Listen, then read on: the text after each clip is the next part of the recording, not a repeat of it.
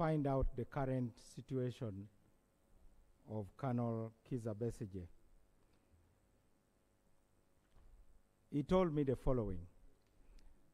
As of today, Colonel KIIZA Besigye has been on hunger strike for 6 days. This is his 7th day. He is only taking water. He's not eating any food.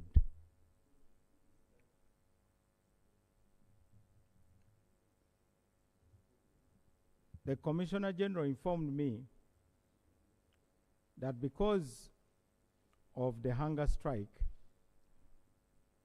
his health has deteriorated, and therefore he had to be evacuated to a hospital. His personal doctor took charge of the evacuation in the presence of Colonel Besigye's sister, Dr. Olive Kobusinje.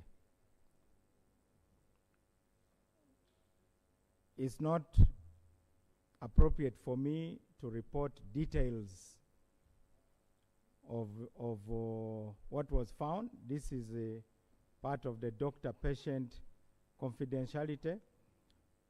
But the Commissioner General said definitely his health condition is alarming.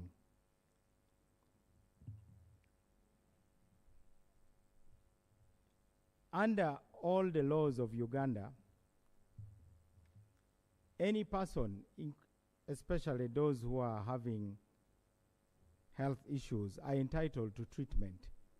And in this case, the prison authorities were able to take him to the hospital. Comprehensive tests were carried out, and the doctors are managing him. The Commissioner General also informed me that Colonel KIIZA Besigye has continued and continues with the hunger strike.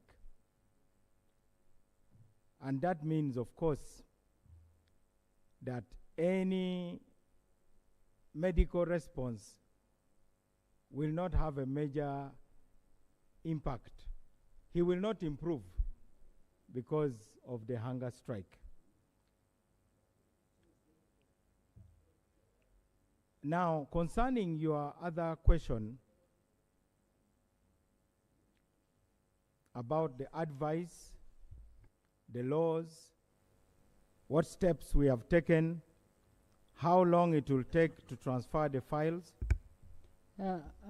I wish to report the following. Honorable Minister, just on hunger strike. He's not on hunger strike because he loves to be on hunger strike. He's on hunger strike because he believes he's unfairly treated. He's on unfair trial.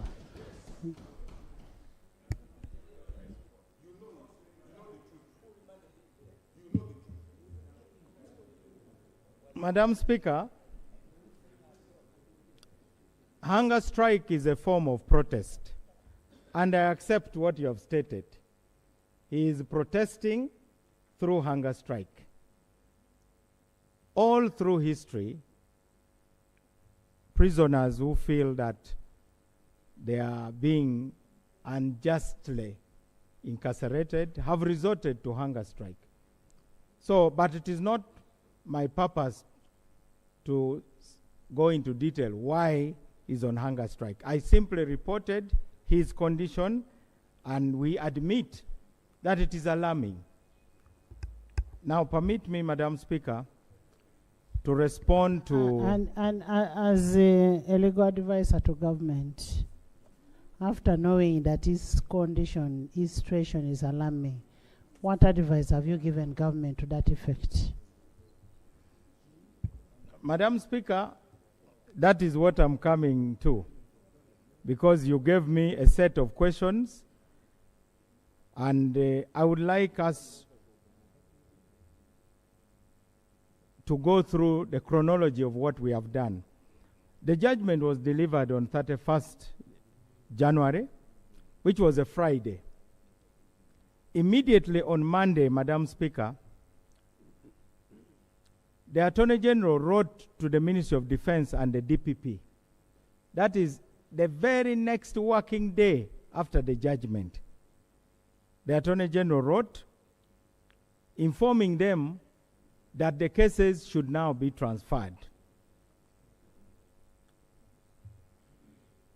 On the 3rd, the very same day, the Attorney General also wrote to the Chief Justice asking the Chief Justice to appoint a judicial officer to be in charge of liaison concerning the transfer, who should liaise between all the actors. That is the first working day after the judgment. On the 4th of February, the Chief Justice wrote back appointing the principal judge as the liaison officer.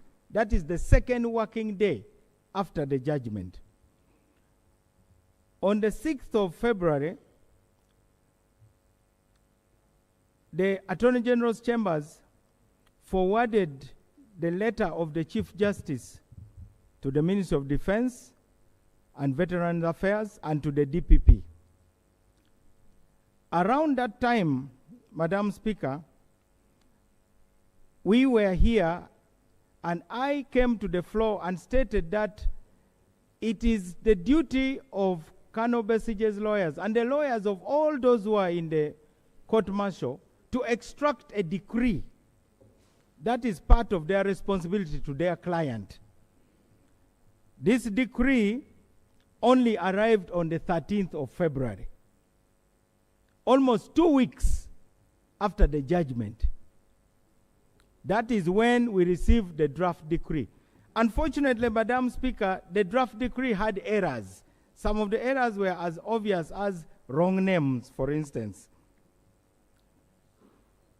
On the 14th of February, that is last Friday, the Attorney General's chambers corrected... Do you have a copy of the decree which was extracted?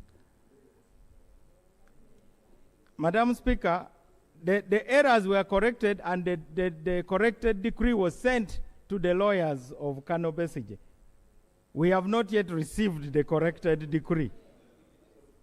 If we have received it as of now, we corrected it from the Ministry of Justice. We are concerned by the slow pace of Colonel BESIGYE'S lawyers. I have stated the chronology. You cannot take 2 weeks. If really you are concerned about the condition of your client, rather than the politics surrounding that, they should have acted as fast as Attorney General's chambers.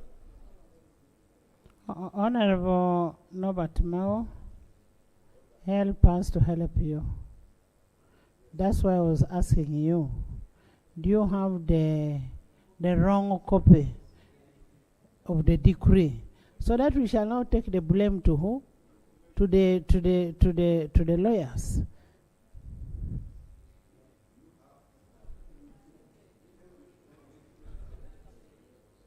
Madam Speaker, I have here on my phone,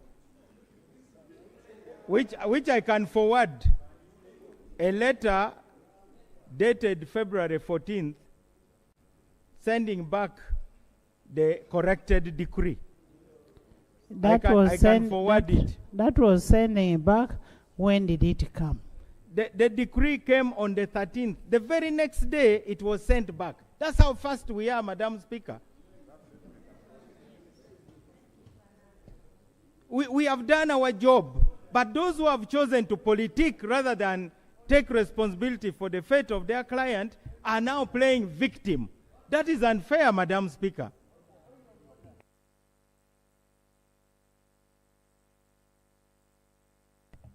Right, Honorable Speaker. Honorable Mao, the bureaucracy in addressing the directive of the Supreme Court should not be a ground of delaying in dispensation of this for somebody to get justice.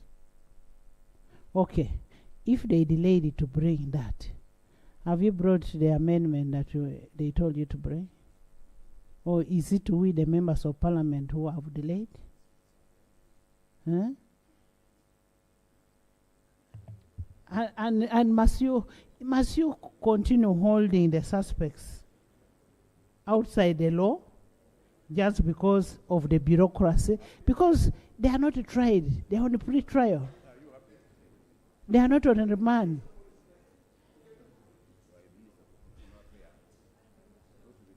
Madam Speaker, I am on record, and on the day that the new law year was opened, I addressed the members of the judiciary and I appealed to them to prioritize matters of the liberty of citizens.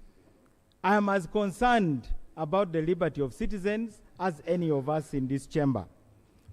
I am only reporting that a lawyer who has got a duty to a client would have acted very quickly instead of waiting almost 2 weeks before extracting the decree. It is the duty of a lawyer to extract a decree rather than spending time politicking.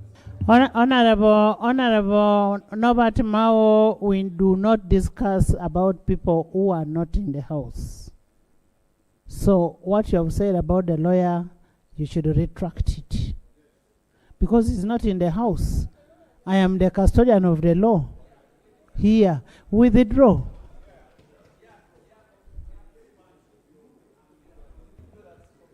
Madam Speaker, I respectfully withdraw. The copy of the decree is coming. I do not know whether I can now talk about my conversation with the chairman of the General Court Martial, the director of prosecution. Oh, I shouldn't talk about just anybody. A minute, Chairman. Just a minute, Chairman. Chairman, you say the decree is coming? Yes. In how many minutes? Madam Speaker, we are just across the road. We believe in less than 10 minutes it will be here. Okay. So we'll wait for it in 10 minutes so you can continue with other questions.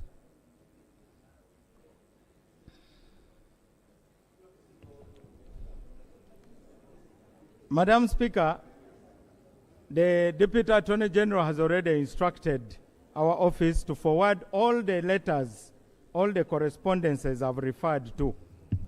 And they include the 3rd February letter to Ministry of Defense and DPP, and the letter to the Chief Justice to appoint a liaison contact.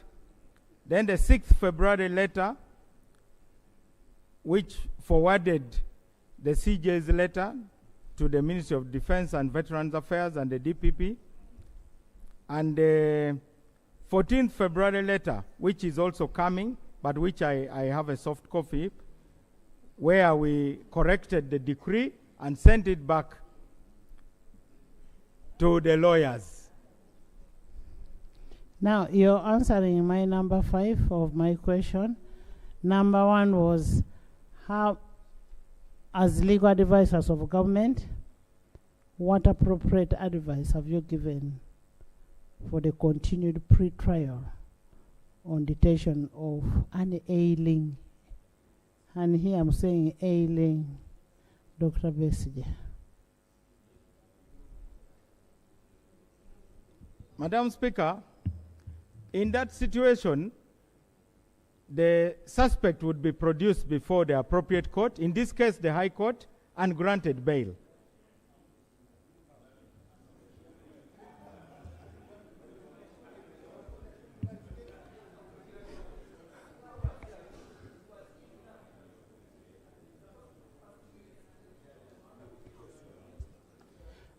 Has the file been transferred from court martial to the civil court, civilian court, to the civilian court? Madam Speaker, I have spoken to the chairman of the General Court Martial, who instructed the director of prosecutions of the court martial, who I also spoke to, and all that they are waiting for their file is this decree, which now we have. But we deny any responsibility for the late extraction of the decree.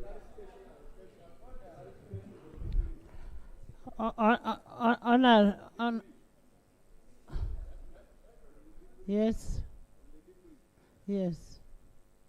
Thank you very much, Right Honourable Speaker. Right Honourable Speaker, this judgment was given inter partes. Government was represented in a court. Number two, we no longer, by the way, extract decrees. Chairman Mao, my colleague, we no longer extract decrees for purposes of execution. Court decisions by nature, especially at the level of Supreme Court, are self-executing. You don't need a decree to act. So if judgment was passed inter partes, what more are you getting from a decree? What exactly more are you looking for in a decree? So I really think that perhaps we could use other arguments, but late extraction of a decree, by the way, with or without a decree, that judgment is self-executing. You ought to have acted even without any hesitation. Unfortunately, because you see the danger with mentioning the decree, you have many other people who are affected by that decision of the Supreme Court who don't have lawyers. What happens to them?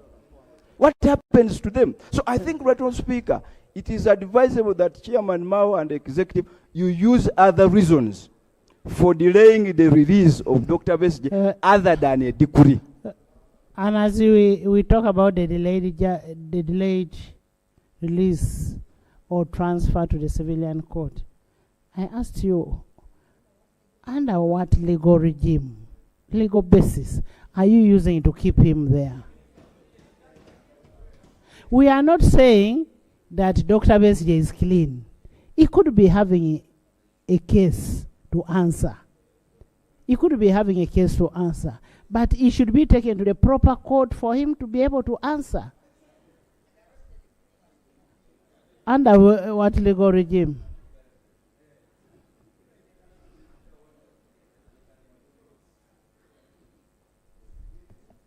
Madam Speaker,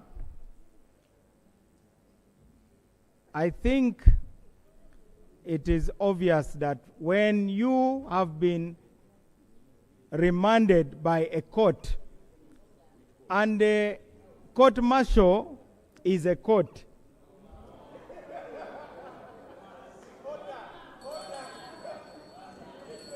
it is only the boundaries of the court martial that have been delineated by the Supreme Court.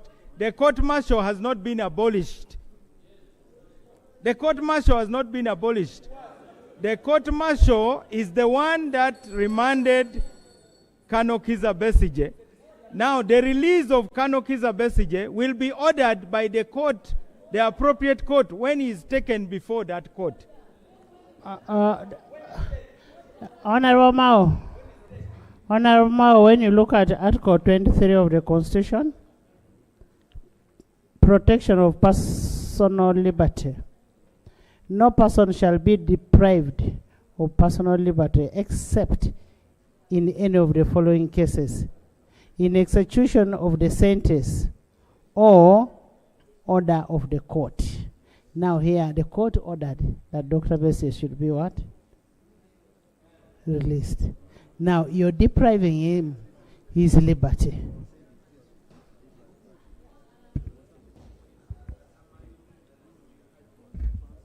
Madam Speaker, first, I hope this Parliament is persuaded that we did our duty as the Ministry of Justice. We did our duty. We responded very quickly because these letters which we wrote were about the Supreme Court. Now, the Supreme Court did not order the release of anybody. There's an order from Honorable. Thank you, Madam Speaker. Madam Speaker, I'm at pain that we are in arguments with the Minister of Justice. We're supposed to be the custodian of the law of this country. We are here, instead of the Minister of Justice coming here to tell us the law is supposed to do this, and this is what we are doing. is standing the other side to defend what is undefendable, Madam Speaker. We expect the Minister of Justice to behave what the Parliament expects him to behave, much as you are appointed by the President. But if you are also coming here to behave like the chairman of the court martial, we are at pain. We are at pain, Honorable Minister. We are at pain.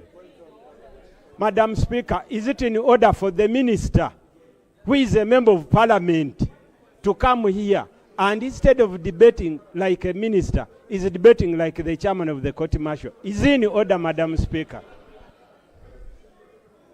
Honorable members, honorable members, honorable members, we need to solve a problem. And the problem we need to solve is about an ailing person. And secondly, using a law which is not there to keep somebody in detention. When somebody is on pre-trial, Honorable Minister of Internal Affairs, under what instruments are you using to hold Dr. KIIZA BESIGYE in prison?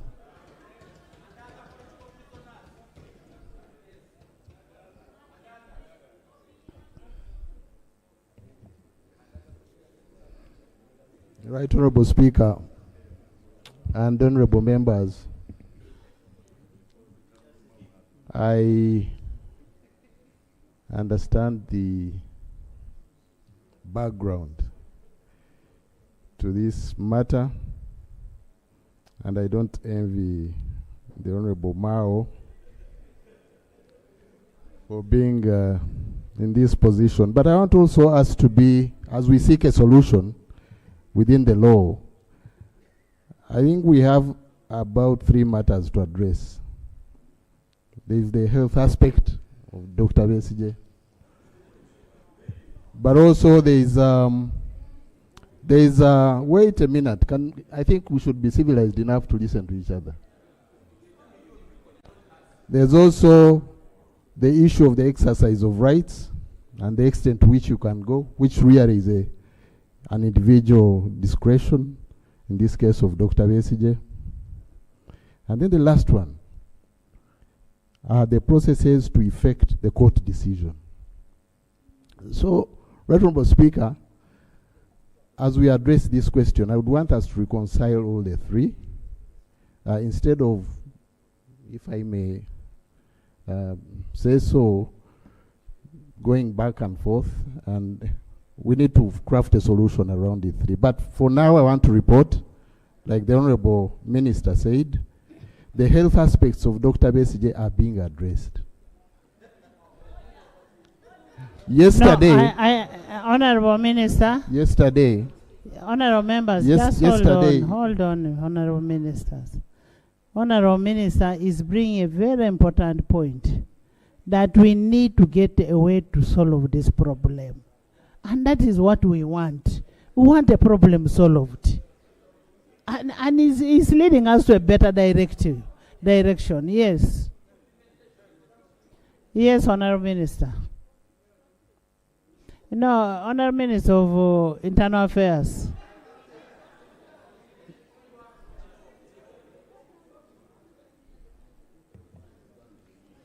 Right Honourable Speaker and honourable members, like I said, we need to reconcile all the 3. I had the occasion also to speak to Commissioner General, and he said yesterday they took the doctor to a clinic of his choice, and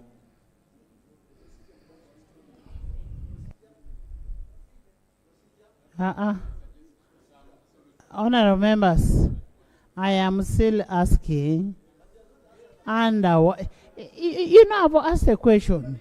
I am saying, under which instrument are you allowing to keep somebody in your cells? That is your property.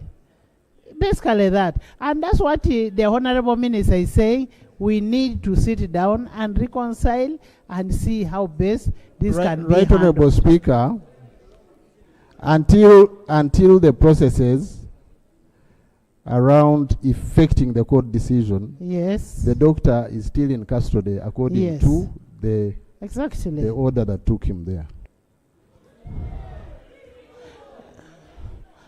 Lop. Honorable members.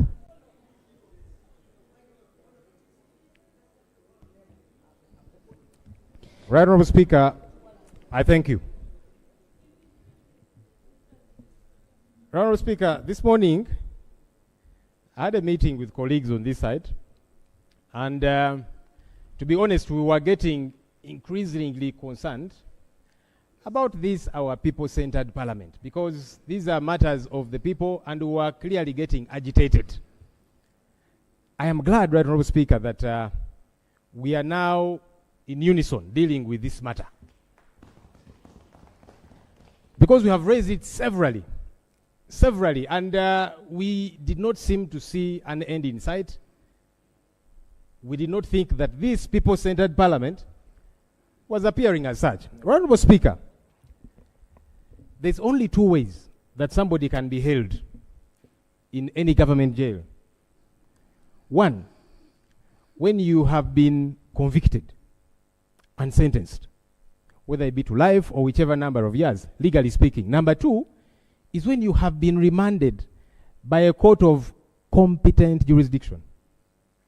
Those are the only two ways under which somebody can be in any government jail. It is not, as some have said, a hostel. It is not some kind of hotel or I don't know what. It is only those two legally provided for means. Honourable Speaker, we have asked again and again, after the Supreme Court decision, which rendered the court-martial defunct, it ceased to be. That's one. For those who know the law, we kept asking, why has government continued to hold on to these people? And those are questions we have not gotten any answers to, Right Honourable Speaker. Honourable Speaker, the excuse by the Honourable Chairman Mao does not hold any water at all. For you to say that the lawyers of Dr. KIIZA Besigye have delayed to extract a decree, the Attorney General, whom you supervise, Chairman Mao, was the party to this matter. He is the one who appealed this matter.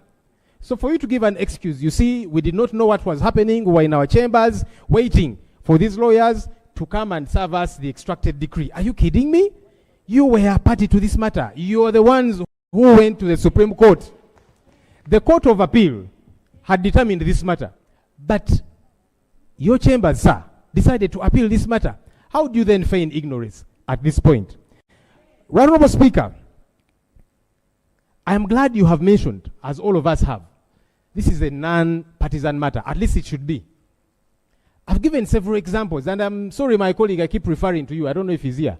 Honourable Paul Akamba, who is an NRM member.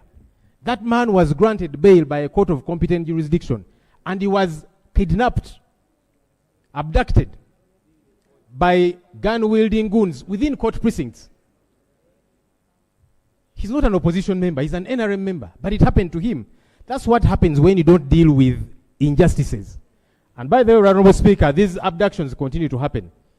Yesterday, a leader within my party, our head of mobilization, the one Fred Nyanzi Sentamu, was abducted in similar manner.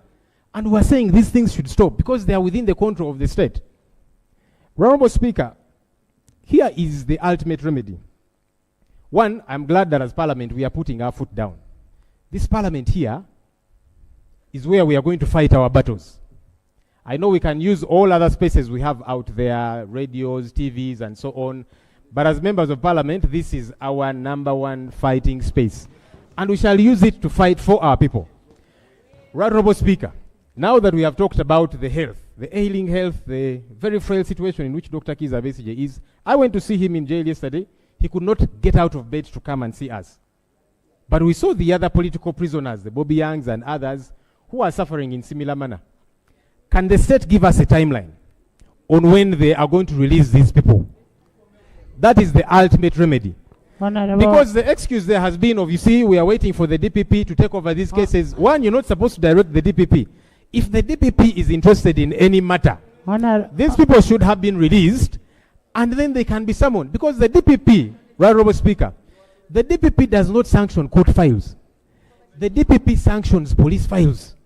So you cannot say the DPP is waiting for these court files to be transferred from the disciplinary court martial. That does not arise at all. These people ought to have been released a long time ago, and then the DPP could probably sanction any police file, and they can be summoned. They don't even have to be kidnapped, as we have seen happening. So, Right Honorable Speaker, the solution to this quandary, this predicament that we are grappling with, is to release Dr. KIIZA Besigye and all of these other NUP political prisoners that are being held illegally. I am hoping that government will see sense in that. Honorable members, Honorable Speaker, with your permission. Honorable members, this is a very serious matter. You know, people like Bariomus cannot even go to their villages now, because people will start saying, why have you left your own? Honorable members,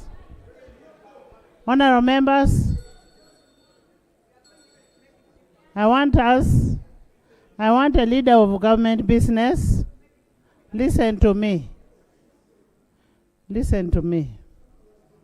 I want us to have a session, a leader of government business, a government chief whip, Honorable Chris Bariomusi, Honorable Mao, Honorable Muhosi, the Attorney General, and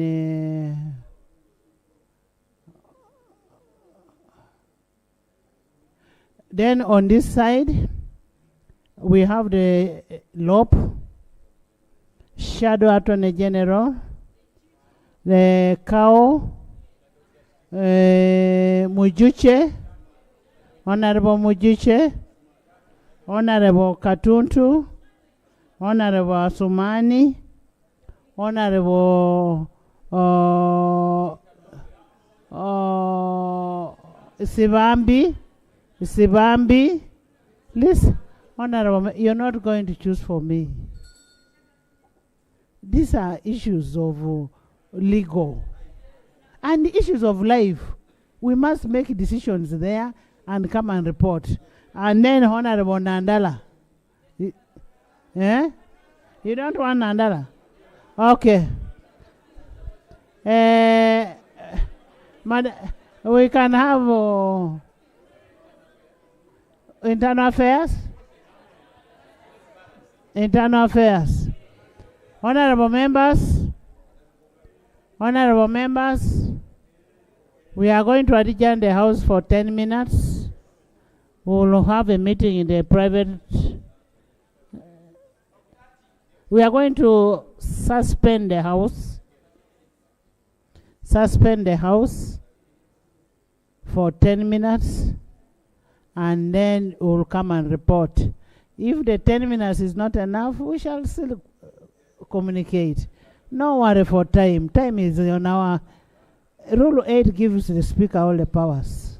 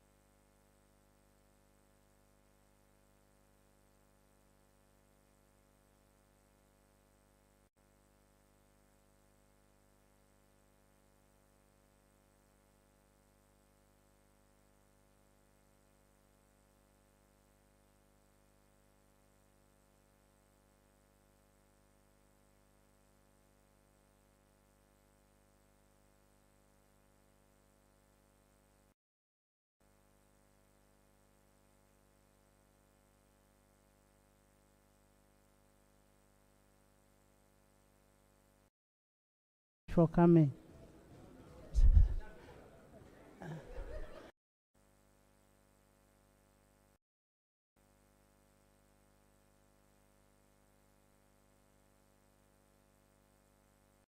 We have a group of student leaders from the Guild Council of Mulago School of Nursing and Midwifery. It's located in Kawempe Division North. They are represented by Honorable Shamim. You're most welcome. Thank you so much for coming. Join me in welcoming them. Thank you. Honorable members, we went on a harmonization meeting.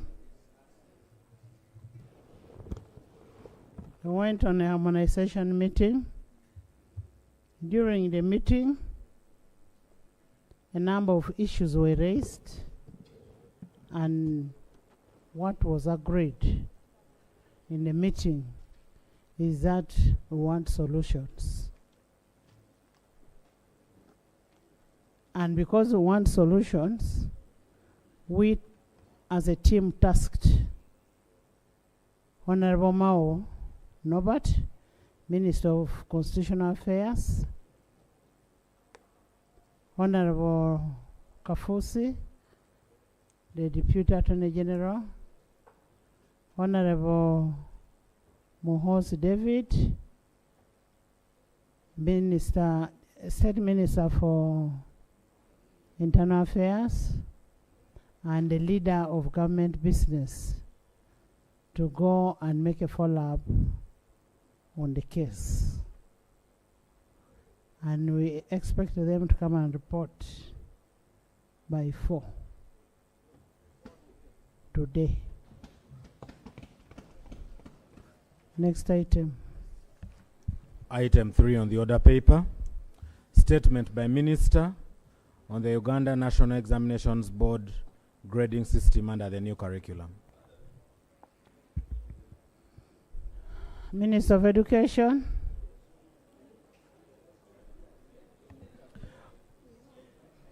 Item 4 on the order paper.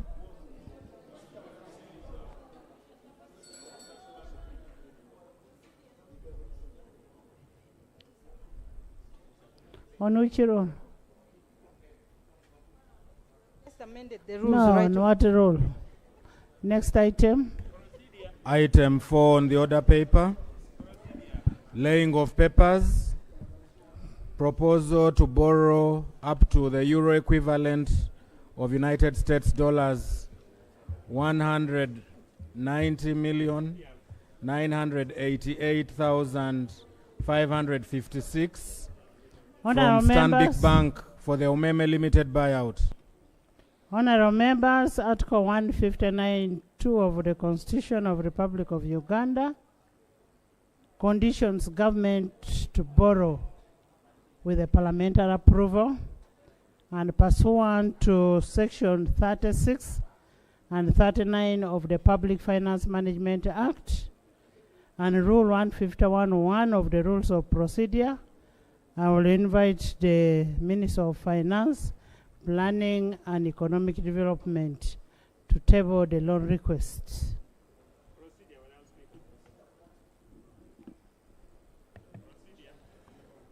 Madam Speaker and honorable colleagues, I beg to lay on the table the proposal to borrow up to euro equivalent of US dollars 190,988,556 shillings from Stanbic Bank for the Umeme Limited buyout.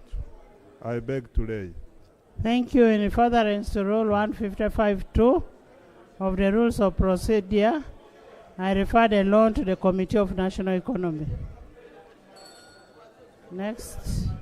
Item 5 on the order paper. Review of the Rules of Procedure of Parliament, Committee of the Whole House.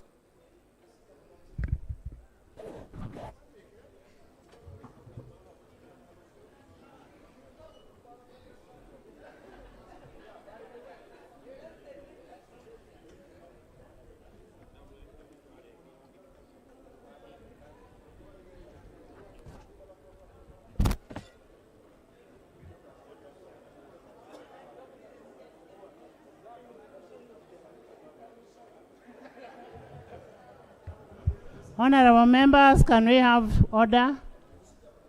Yes. Thank you, Madam Speaker. Madam Speaker, I'm just seeking for indulgence, not to interfere with your powers and the rules, to allow me to go and look for Honorable Miyingo wherever he is. He has been here. You go. We wanted a statement. It is not uploaded.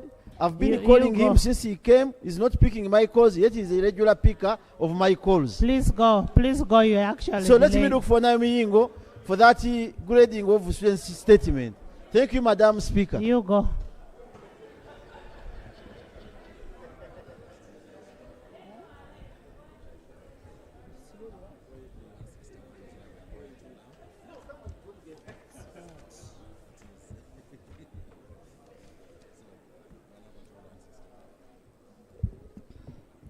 Rule 161.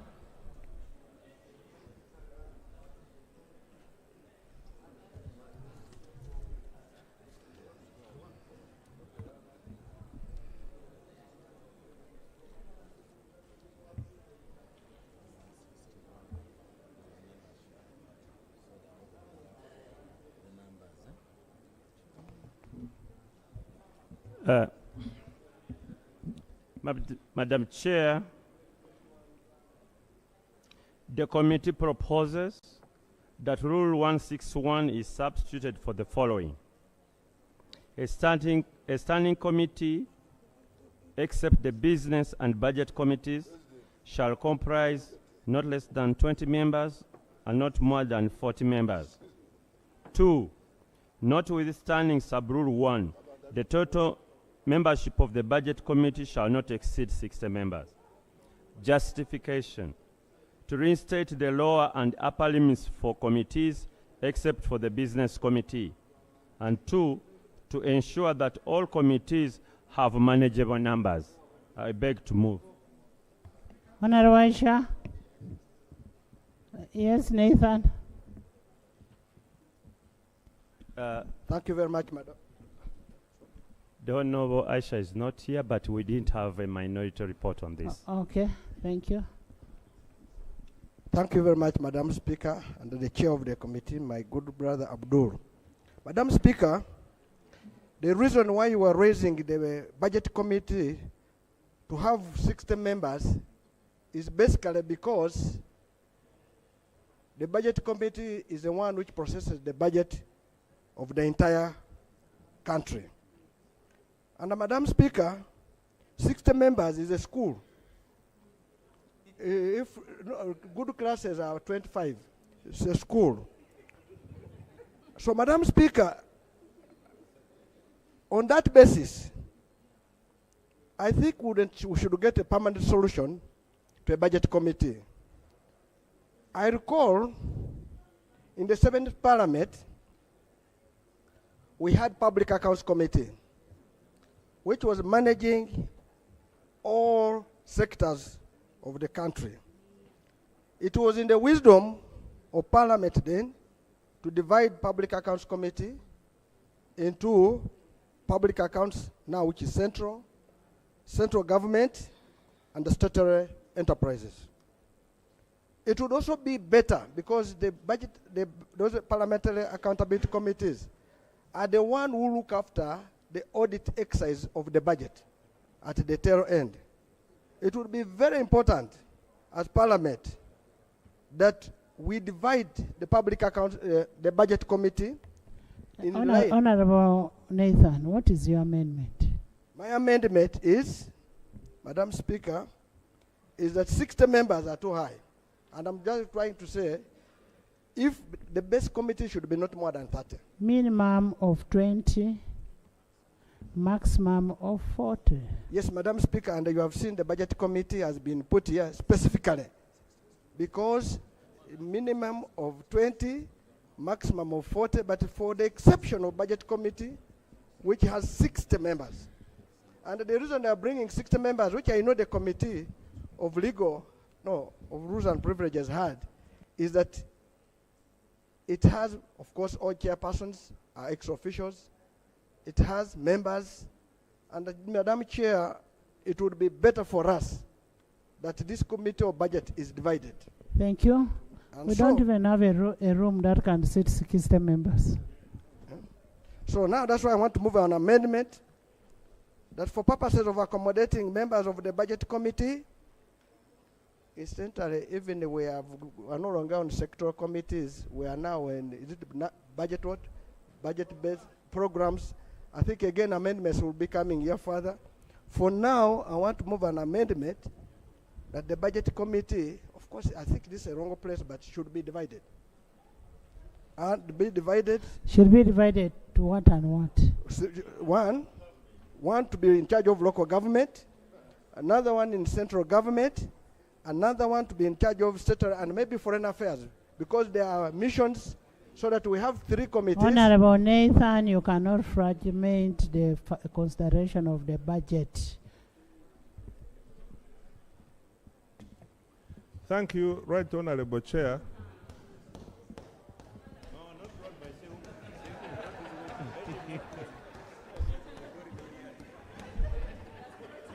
Yes. Right Honorable Chair,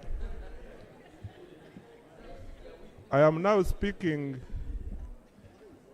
as a former member of the Budget Committee. Madam Chair, the Budget Committee is like any other committee of Parliament. The only difference is that in its membership, there are ex-official members from other committees. And so why don't we say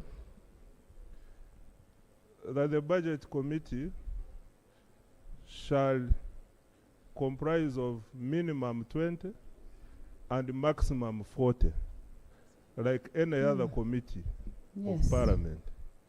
The ex-officials are not full members. They don't sign the report, and they don't come in regularly. They come in as and when they are needed. They don't even vote. Yes. Madam Speaker, I want to agree with Honorable Mafali. 60 members in one committee. Unless you put subcommittees, it ceases to be a committee. 60 members are many. I want to plead with the chair that we bring back the numbers to 40 maximum for the budget committee, just like any other committee.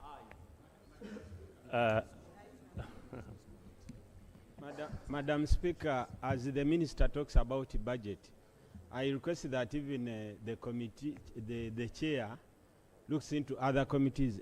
Madam Speaker, Madam Chair, National Economy has 54 members. It's next to budget. So, as the chair of the committee reviews, let's have a maximum and let other things happen. But 60.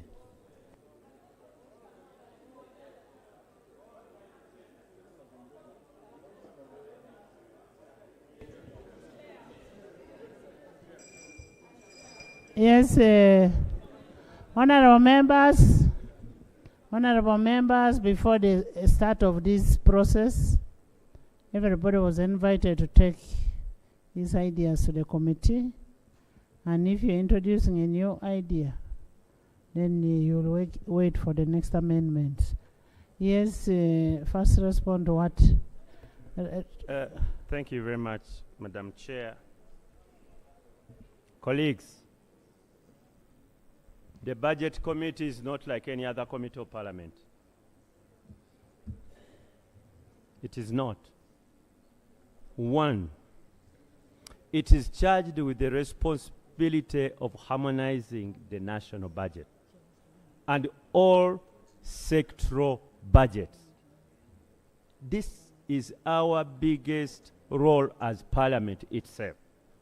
The reason why the rules as they are today provide that all chairpersons of sectoral committees to be members of the budget committee. All these adjustments which happen in this process of the budgeting process take place within the budget committee. How can that be like any other committee of Parliament? Two, every sectoral committee is having a voice Because when figures are either being changed, reallocations and so on, they are affecting other sectors. That is why, in the wisdom of the rules makers then, they found it necessary to have all chairpersons of the sectoral committees to be members of the budget committee. 3, the reason why we have been having challenges in the budget committee is because the chairpersons have been rendered as a second-class members of this committee. And the former chairperson says that they created a special membership. That was against the rules as they are now. All members of the budget committee, unless they have taken away their right to vote, they are entitled to vote. In fact, what we are suggesting that should be entrenched. Colleagues, you cannot be an ex-officio member and you're a second category of a member of a committee. They should be part of the decision making because they are heading sectoral committees and their budgets are the ones that are being affected by harmonizations, including prioritizing which sector should be funded and so on. Amendment. So, Right Honourable Speaker, about the numbers. First of all, 1, a standing committee, where you're saying except the business and budget committee. Yes. What is that? To restate the lower and upper limits of for the committees except for the business committee, and to ensure that all committees have manageable numbers. You see, the numbers, we have to deal with them. And the reason why we suggested these numbers, we have to cater for each and every member of parliament to be a member of the committee. You are in trouble. Honorable Katonto. We have 500 and... Honorable Katonto, if you have a minimum of 20 and maximum of 40. Yes. Remember, on top of those 40, you will have the sectoral ex-officials from the other committees. No. We say the minimum. And if the numbers are low, you can have 20 and then the chairpersons. Because this is a range. We are talking about a range. Minimum and the upper. Are you saying that includes members of the sectoral committees, the standing committees? Yes. Now, do you know how many standing committees that we have? Yes. 32. Yes. Yes. Yes. We have 32, and we can, if we get the maximum, it will come to another 8 or 9 members. But look here, Honorable Katonto. Every process in the budgeting starts with the sectoral committee. BFP, sectoral committee. Policy statement, sectoral committee.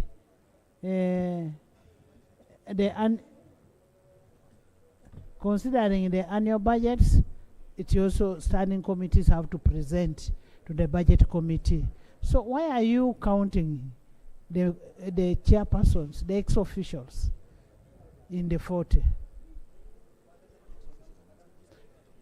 Right Honourable Chair, decisions are being made in the budget committee, and changes are being made in the budget committee.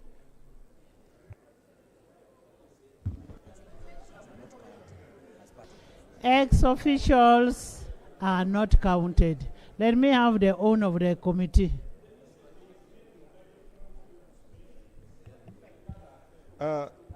Madam Chair, I think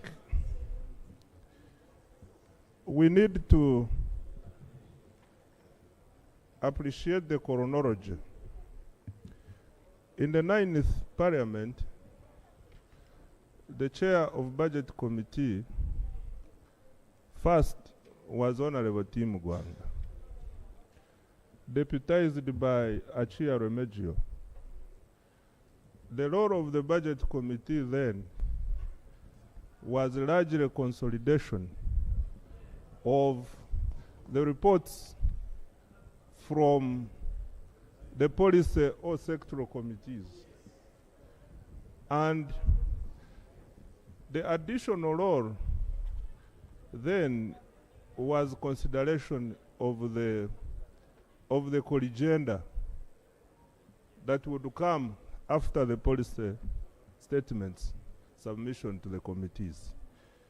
Over the years, Madam Chair, we have seen the role of the Budget Committee going beyond consolidation of the policy statements. So,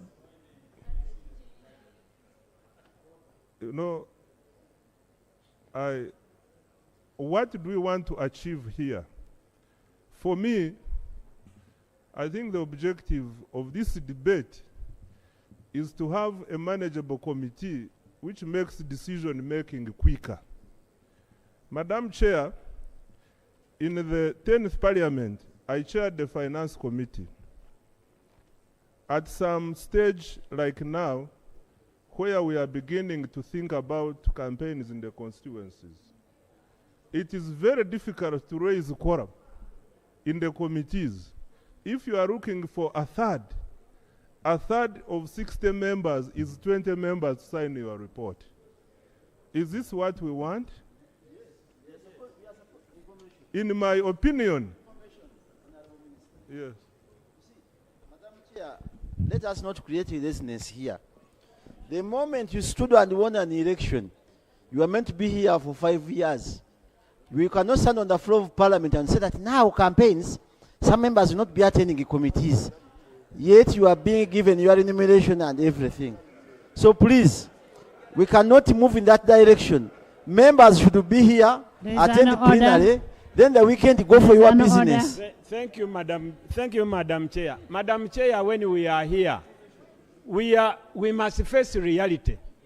You were in a committee today. How many members were you in that committee? We were in a committee today with my chair is there. We are in the Committee of Physical Infrastructure. We are less than 10. So it's a reality that at a given period, members are few. Honorable members. Away from the Honorable members. Honorable members. Honorable members. Members. If you want to make noise, National Theatre is not very far. Let's look. It was closed. Okay. There are no shows there. There is a speaker's bar. There is a speaker's bar up. Honorable members, let's listen, and today we must finish these rules. Yes, Nathan. Madam Chair, thank you so much. Madam Chair, what the Minister was raising of Finance had a very valid point.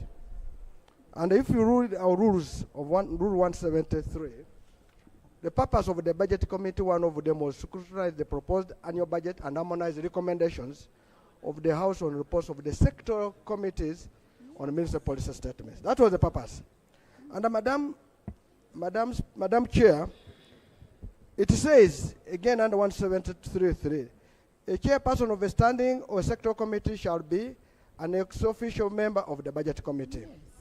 The reason why was that they would go there to defend their budgets. Now, my worry, which we must also look at, you have said, Madam Speaker, there are 34 chairs. The 34 chairs, against, let us assume the 60. Against 26. They will all come and say, let us defend our budgets. Whatever the case, let us defend our budgets. The 34 will win the 26. And because they have interested party, they will be the ones always there. And at the end, we will have a crisis. So, Madam Speaker, what we must do, the committees do work on behalf of Parliament. We must have a committee which is manageable. Yes. If we discover the work is too much, we divide the work. Madam Speaker, I want to tell you that recently we passed here under Rule 158, another committee on subsidiary legislation. This was good because we discovered there were no people implementing it. If we discover that budget committee is over-pressurized, then we must divide it. And when you divide it, we shall divide it according to, say, either another section deals with this and this. But saying, my brother Abdul, that we put in 60, And it is a- Nathan, a budget committee can still work under subcommittee who will come together and consolidate. I remember when you used to be a chair that's true. of PAC, Yes, you could give me to be a sub chair in another. Madam Chair, you are right. That's what we want a committee of budget to be a committee which can So, create Honorable subcommittees. Katuntu, And also, can we have minimum 20 and maximum 40, and for all standing committee and in the budget committee, the sectoral committee members should only go when they are required to be there, when they are presenting their reports. When you are required. Chair, First of all, thank you.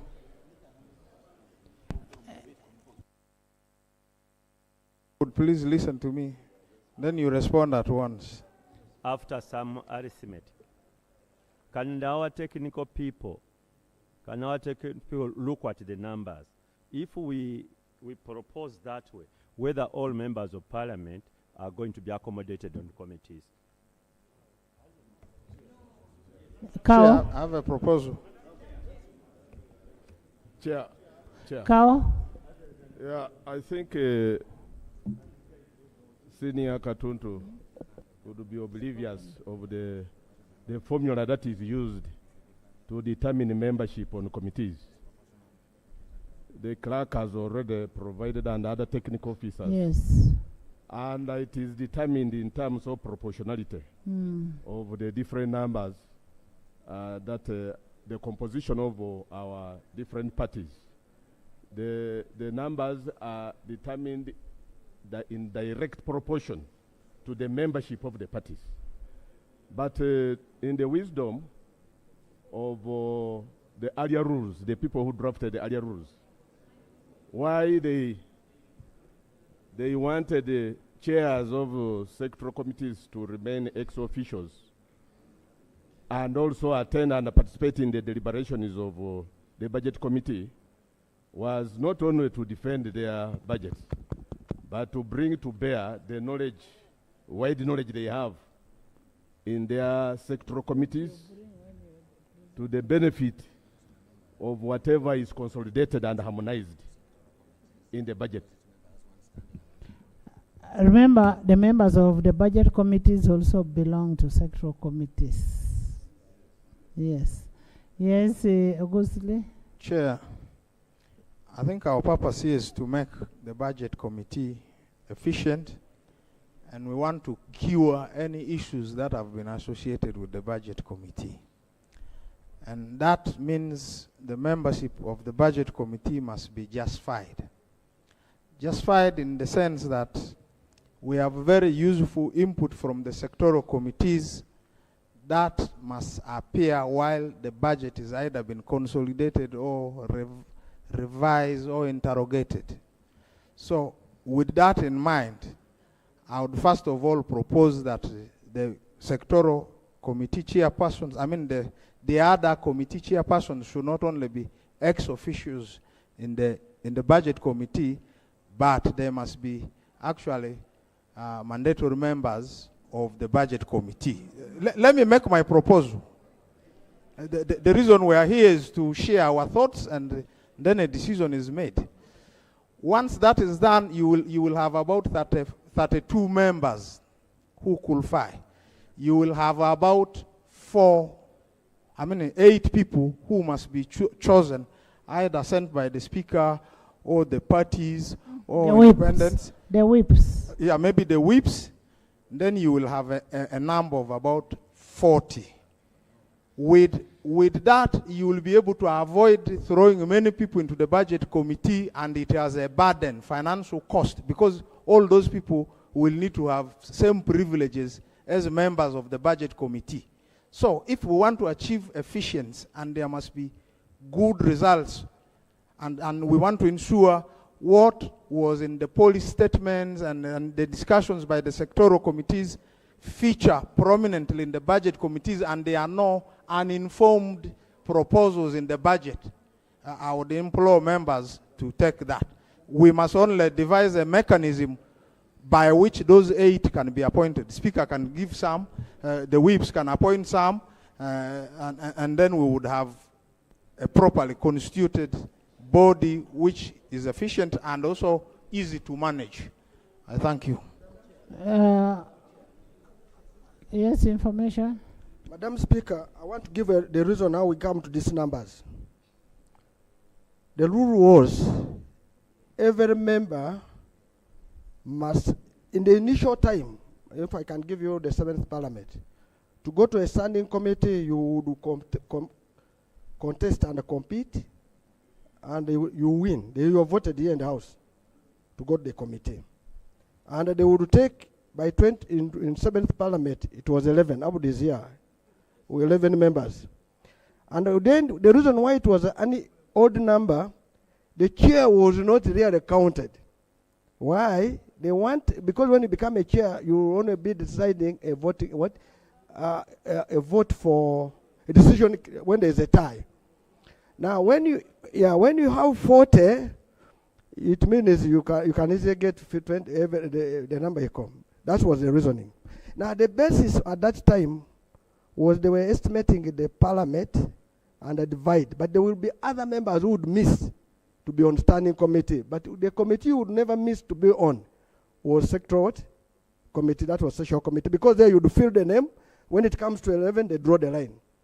Now, in the subsequent parliaments, they decided to get the numbers of MPs and divide with the committees, for example, standing committees, and that would be the one to determine how many members should be on the standing committee. Now, the danger we go in, if we set 40, supposing the Parliament becomes 1,000, as it's going, and you're at 40, yeah, they're just giving this. We're speculating, but that's good. Madam Speaker, I would want to implore the Committee of Rules that let us be dividing the committees by the number of MPs by the committees. That will be the determinant of the MPs on that committee, so the committees. But to avoid having a class of 60, we should have a limit. And the limit should be, if we have said the top maximum is 40, is 40. Because you go beyond 40, you have a class. Let people not come to Parliament and whatever. The danger we get,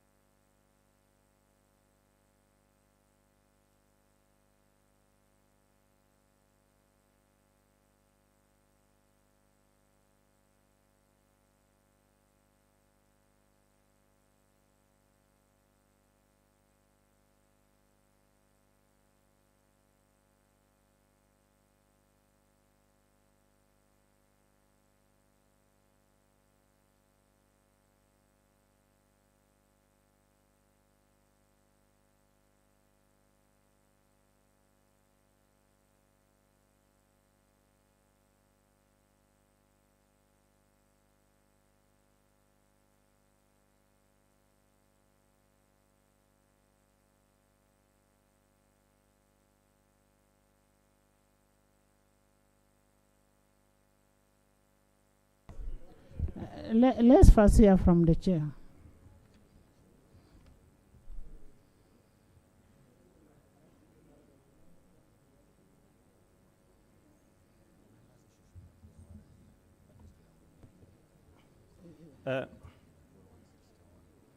Thank you very much, Madam Chair.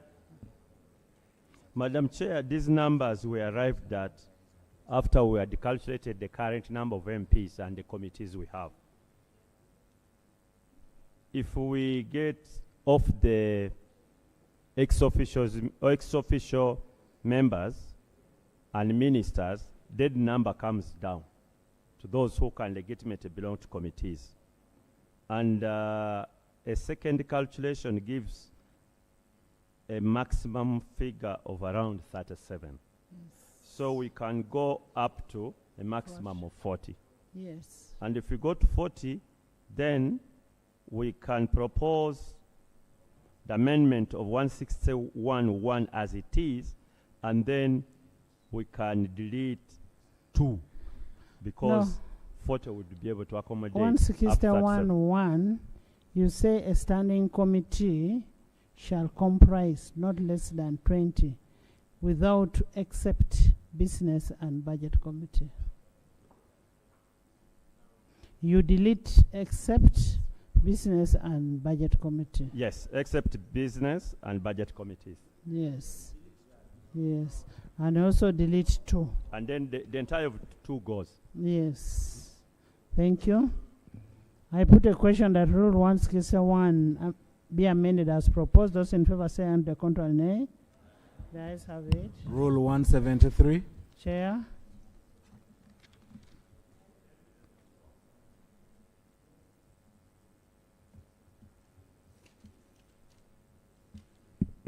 Right Honourable Chair, Rule 17, the proposal has been overtaken by events.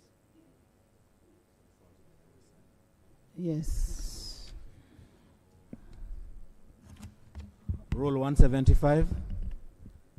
Right Honourable Chair, we do propose that Rule 175 is amended by substituting for Sub-Rule 1 the following. The Committee on Rules, Privilege and Discipline shall, by order of the House, inquire into any complaint of contempt of Parliament, breach of privilege, or any other matter of privilege which may be referred to it, and to recommend to the House such action as the committee may consider appropriate. 2. By order of the House, consider any matter of discipline, including attendance of members at sittings of committees, or any complaint of breach of code of conduct of members referred to it by the Speaker or the House, and to report its finding to the House. C. Review these rules from time to time and make such recommendation to the House for amendments as the committee considers necessary for the satisfactory functioning and efficient transaction of the business of the House and its committees. D. In accordance with Rule 8, make amendments in line with the Speaker's ruling for consideration by the House. E. Examine and advise the House on amendments proposed to these rules by members or other committees of the House. And F. Carry out such other functions as are conferred by these rules or assigned by the House. Justification. To clarify the role of the Committee on Rules, Privilege and Discipline with regard to matters that may be referred to it by the order of the House and those that may be considered at a committee's own volition. I beg to move. Thank you. Yes. Madam Chair, if you look at the old rules under 175, they are the same rules which the Chair is reading. I just wanted because one, to inquire consider disciplinary by Speaker, review the rules from time to time, examine and advise the House on amendments, carry out other functions may be conferred by the House. So, Madam Chair, I wanted to propose to the Chair of the committee, unless there's something specific, the current rules, 175 suffices. Chair? Because there's nothing which, unless there's something new, then we can add. No, actually, the Honorable Nathan Nandala has not properly read Rule 175. For example, the current position of the rules is only matters that have been referred to it by the House, and it is in the opening statement. The Committee on Rules, Privilege and Discipline shall, by order of the House. That is changing. And it goes, the committee, it's even the drafting, everything is changed. You can initiate, for example, amendments to the rules. Even other committees can initiate proposals, which can go to the Rules Committee and then they are brought to the House for adoption. The sectoral standing committees. Yes. For example, in execution of their duties, if a standing committee or sectoral committee feels that a particular rule is inadequate, then it can propose amendment to make its functions better. So they can now under this new regime, initiate those amendments to go to the Rules Committee and then eventually ending up with this House. Yeah, so, Abdul, I thank you very much, Chair. I think now what we should amend, instead of it shall by order of the House, the Committee of Rules and shall, then we delete by order of the what? The House. And that will be enough for the committee to function. Because even as it says here, carry out another function as and are conferred by these rules or assigned by the House. You are free to do anything, like any other committee. It covers, yes, exactly, it's like a repetition. So I would recommend that, Chair, if you agree, let us amend only the sub-rule 1. Honorable Katonto, it should be by the order of the House. Now you're opening it for any committee to ask for review of rules. Any committee? Chair. 3. Read 3. Yes, we are doing exactly that. And there is a reason. You see, committees, when they are doing their work, sometimes they find hindrances and they need to amend the rules to make them more effective. So they now can propose changes. Actually, it's about initiating changes. It's not that the committees are being given powers to amend the rules, but they are given powers to initiate. When you look at the current rules as they are, initiation can only come from the House. But these are your rules. What are we trying to cure? Chair, I have a different opinion. What are we trying to cure? Because the other one was by order of the House. Now you're opening to anybody coming and saying, I want this rule amended. Our opinion as a committee, there is nothing wrong with a member or a committee of Parliament to propose a change, because these people are about proposing. As the rules are now, not even a committee can propose a change to the Rules Committee. And yet, when you propose, eventually it goes to the Rules Committee. Chair, I'm opposed to that. Honorable Katonto. Chair. Like you're saying, there is a member of the House coming to propose a change of the rules. If I could ask a sarcastic one, is there any problem with any member chairing the House?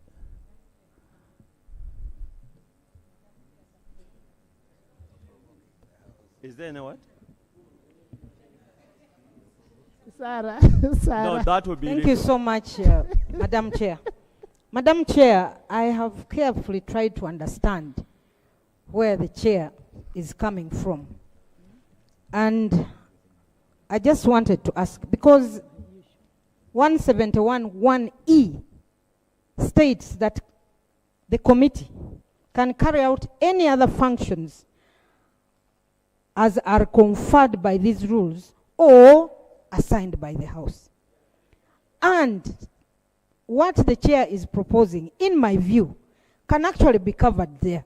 But I also wanted to find out from the chair, have we had any scenario, because these rules were open to amendments, how comes there is no single chairperson that proposed or raised an issue that we have a problem with this particular rule? Let us actually amend. I want to see any scenario that has arisen that actually justifies this amendment. Otherwise, for me, Right Honorable Speaker, what we have under 171(5)(1) is okay. We could just have it as the way it is, other than making amendments. It could be okay, but let me answer this.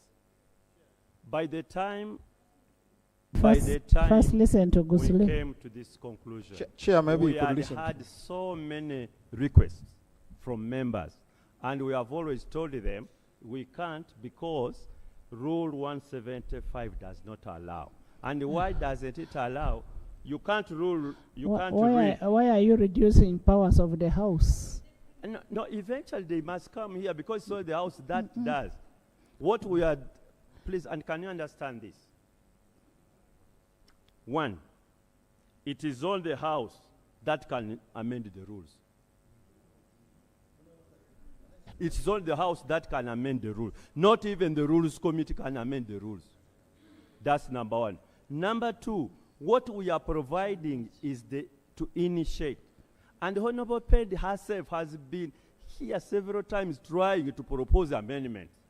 But, and I can tell you, this rule could not allow you to amend. Why? Because that proposal can only come from the Committee on Rules, Privilege, and this shall by order of the House. You cannot read E without reading 1. Honorable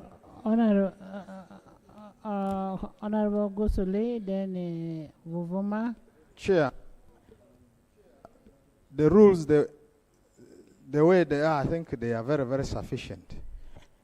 In fact, the committee which is handling this matter should not have put themselves in a situation where we would hold them responsible for conflict, because you are now out to fish for business by creating avenues and expanding things which are already provided for. For example, under Rule 75 D, it says your role will be to examine and advise the House on amendments proposed to these rules by members or other committees of the House. What you are trying to introduce is adequately provided for. What we are saying is we should be able to reserve the rights of the House to and control what you are going to be doing. Otherwise, if you just do things behind us there, we don't know what will be brought on board. But most importantly, Madam Chair, of the committee. Madam Chair, most importantly, I needed to say this. Madam Chair needed to say this. Yes. Our rules provide that where a matter is not provided for, and the speakers, Rule 8. Yeah, and the speaker has provided guidance on the matter, it is supposed to become a rule. So it means that gives you some mandate to start codification of such. Honorable Katuntu. So there are so many avenues through which you can actually derive business. Honorable I therefore Katuntu. invite you to abandon this position. Honorable Katuntu, let's not go into a fishing expedition. I'm surprised, but members don't want to have the power to initiate. And on that, let me concede. Okay. Next you don't rule. Want powers, Next rule. We can go to the next rule. Rule 186. Madam Chair, Rule 186A is amended in Sub-Rule 1. In paragraph A, by substituting for the phrase scientific and technological, the phrase scientific, technological, and innovation. B, by deleting paragraph E. Justification: to capture the complete mandate and functions of the committee in the rules of procedure, to remove the requirements for consideration of budgetary matters by the committee since it is a standing committee.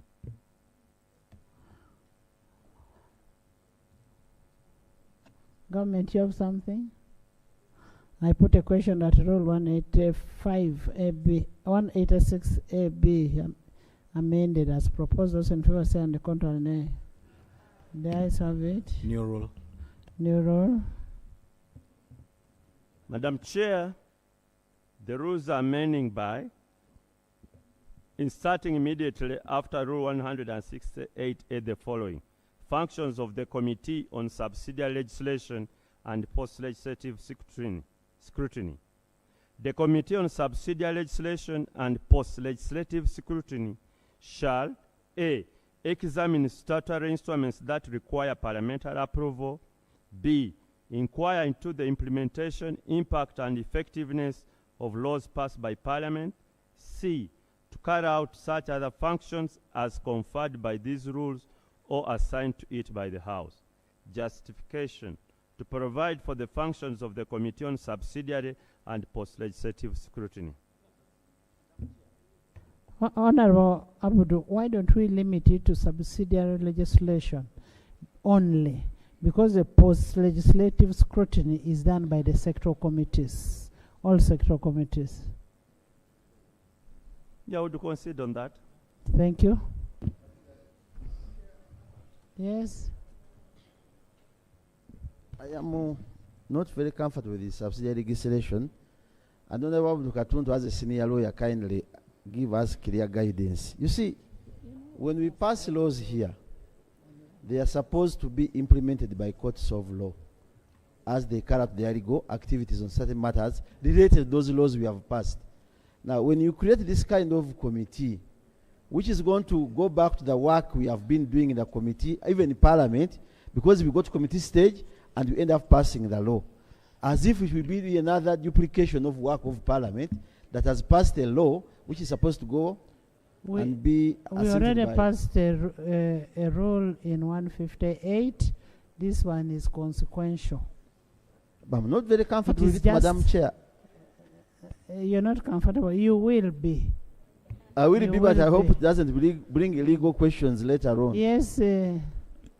Madam Chair, I want to implore the House and through the Chair that since we have talked about statutory instruments, we should also put treaties here. Yes. The justification for treaties, because treaties are signed out, they become our law, we must domesticate it. So the person who should help us to scrutinize this should be this committee. So I wanted to propose, Chair, that if you don't mind, we could put here statutory instruments, treaties, and treaties, bilateral agreements, and protocols. Yes, Chair. And conventions. And the conventions. Chair.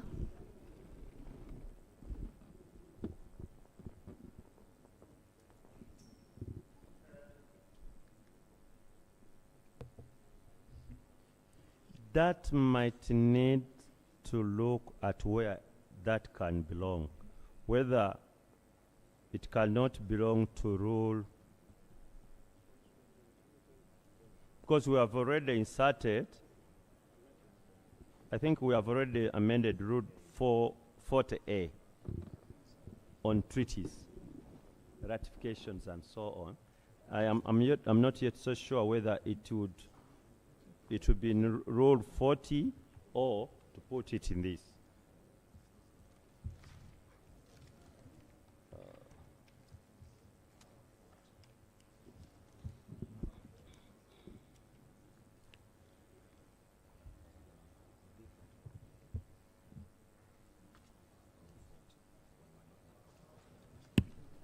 Honorable Nathan, look at Rule 40.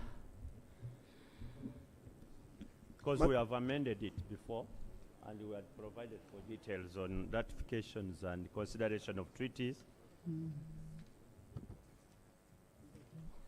Madam Chair, yes, I've seen it. It talks about those. But what I'm trying to raise is that there should be a real committee. You see, when they have presented them to the House, there should be a committee which you can really scrutinize them for us and make a report. It is Foreign Affairs that presents it. Rule 40. Honorable Nandala, this is a new committee. The treaty is a function of some other committee. Yes. Which is so we are making. I've seen it, Madam Chair. I dropped my case. Okay. So we are removing post-legislative scrutiny. Only. I put a question that the new rule be inserted immediately immediately before Rule 186A. Those in favor say on the contrary, nay. The ayes have it. Rule 187. Rule 187. Madam Chair, we do propose that Rule 187 is amended by substituting for Sub-Rule 1 the following. There shall be sectoral committees of the House whose composition shall be in accordance with Rule 188. In Sub-Rule 2, by substituting for paragraph F the following. The physical infrastructure covering works and transport.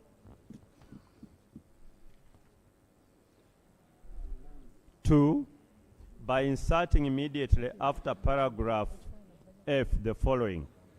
Lands covering: 1, land; 2, housing; 3, physical planning; and 4, urban development.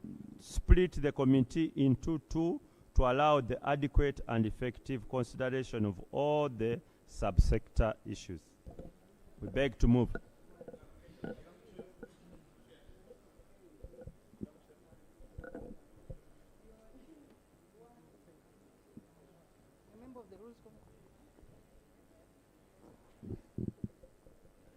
Madam Chair. Madam Chair. Yes, Enos. Thank you so much, Madam Chair. The committee, thank you so much, the committee chair. They are suggesting that we actually split physical infrastructure into two committees. Madam Speaker, we are moving into program planning. Actually, we intend... Program-based budgeting. Yes, program-based budgeting. That means we intend to actually bring all these committees into the 20 programs or so. Now, again, here we are proposing that we split further the already existing committees. Are we moving? I think is the committee advising us rightly? Yes. Thank you so much. Thank you, Right Honourable Chair. Right Honourable Chair, it actually surprises me because when you talk about physical infrastructure, you cannot move lands away from works because whatever works does is on land, and normally there are issues. Clear your conflict. You're conflicted, I know. Right Honourable Speaker, it is not just about conflict, but it's about objectivity.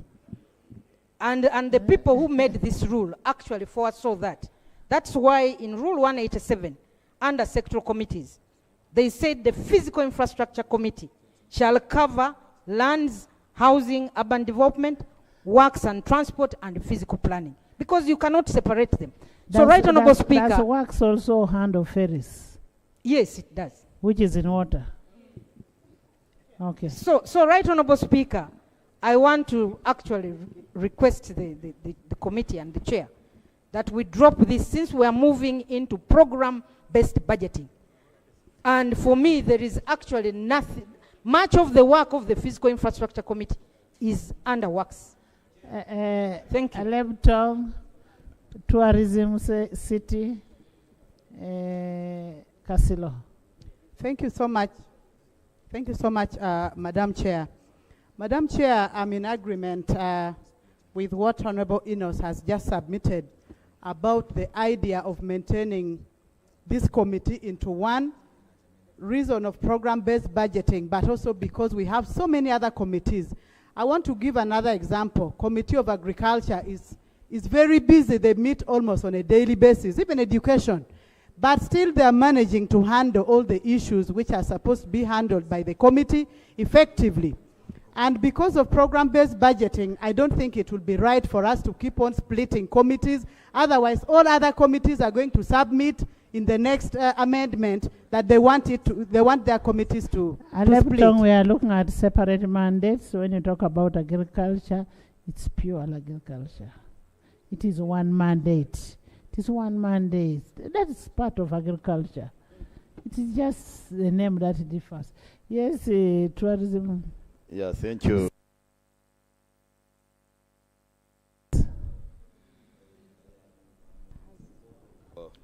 I'm in support of splitting.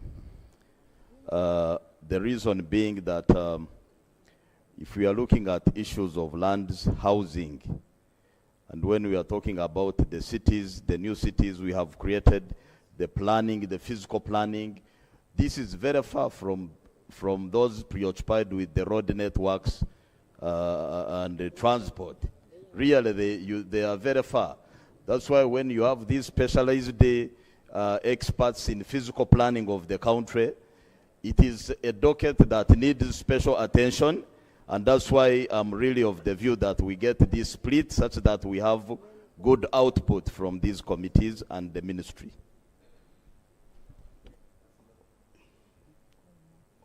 Yes, Madam Chair.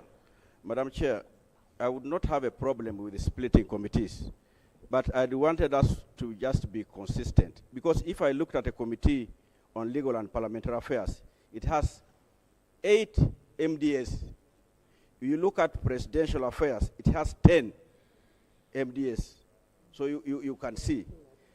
So why would we split that which is small? So because I thought because we are talking about the work such that people will concentrate. But following from what the MP from Honorable Elijah, yes? Don't look at the number, but the program areas. Based on the program-based budgeting, program areas. Yes, Continue. I'm cognizant of that, Madam Chair. Yeah, then we have to be consistent that it cuts across now all the committees if we are to handle it this way. When the Honorable Alex talks about housing and the cities, those go hand in hand with the roads, because if you don't plan the roads together in those cities, then we shall have no access roads in those cities. So to me, really, that cannot be the argument. Thank you. You know, my brother is conflicted because he has been a member since 60s Parliament.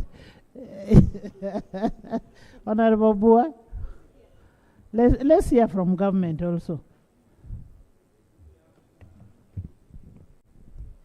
Right, Honorable Speaker. Mine is, first of all, to support the position of the committee because that is in tandem with the program-based budgeting as a justification. But I wish to proceed and seek some clarity from the committee chair, because there has also been a call in line with the program-based budgeting. There's a committee of tourism, trade and industry. There was a call also to split it into On two. which role? Wildlife, which role? tourism, No, and that's antiquities. That's not the Then role. trade, industry, Why don't you wait and and hear cooperatives. from government chief whip? That is clarity number one, whether that consideration probably has also been made. Then natural resources appears huge also in line with the program-based budgeting. And there was a call also to have it split into two: energy, minerals, and petroleum. Then water and environment. Whether that consideration has also been. Yes, order on who? There is nobody on the floor. No, I moved on procedure, right on. No, Can I raise it, right Yeah, no, Right order. Honorable Chair, can I raise it? Nobody on the floor. The government chief whip has spoken and he has made very useful points. I'm aware we have already processed the budget framework paper. In that budget framework paper, there are costs which are assigned to whatever we want to do. These proposals are coming way after we have processed the budget of Parliament. And what we're doing will have financial implication. Both of you are here, the Minister of Finance is here. Can you allay our fears that what you are doing here will not burden government, and you have the resources to cater for this split so that the whole country knows how you want to be in a wasteful expenditure when we are trying to Honorable members, when you look, honorable members, when you look at NDP 4, the program areas, when you look at mineral development, has its own program. Sustainable energy development has its own program. Tourism development has its own. Natural resources, environment, climate change, land and water has its own. You have sustainable urban and housing also has its own program. So I think what the government chief whip is saying is in relation to NDP 4. Yes, Madam Procedure. Thank you. Thank you very much, Right Honorable Speaker. There is no better way to contribute to an item other than through either procedure or information or point of order. Right Honorable Chair, Right Honorable Chair, when we were handling the budget framework paper, can I request for the attention of the chair?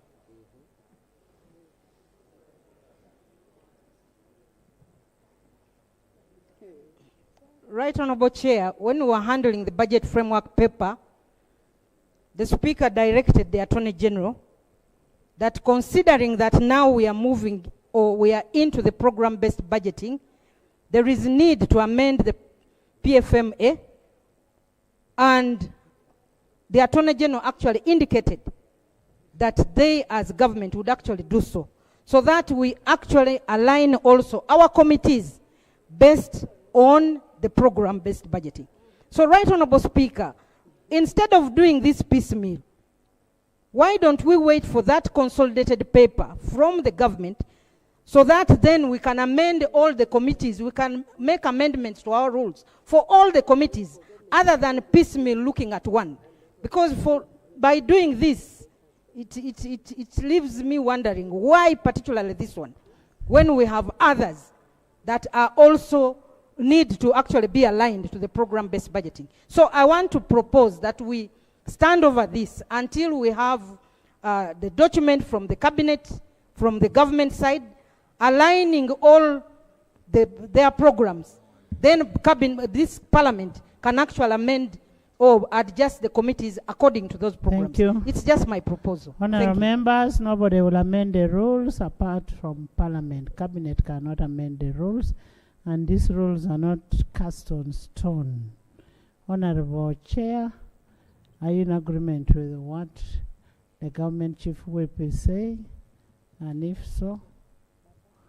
Yes, but we did consider those proposals in detail, and we see how we can split them. It's not really coming, say, let's split, and we split at the heat of the moment. This one, we considered it in detail. By the way, the decision to create this committee has already been taken. What we are looking at now really are functions. By the NDP4, the budget framework paper, by yourself. Problem, colleagues didn't even attend problem, this house. you don't know what you do in the house. You didn't attend the house. I put a question that Rule 187 be amended as proposed. Those in favor say, and the contrary nay. The ayes have it.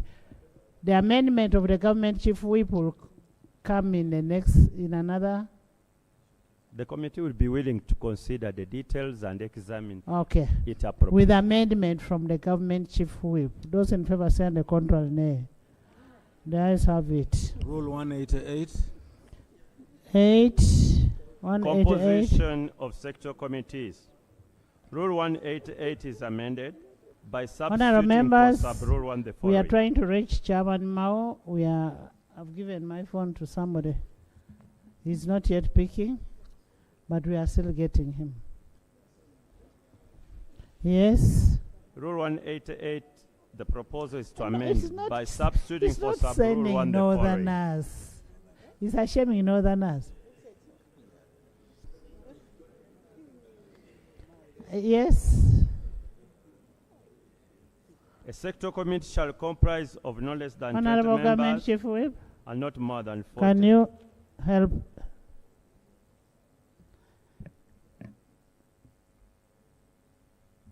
Hello? Yes, go ahead. And by inserting immediately after sub-rule 7 the following.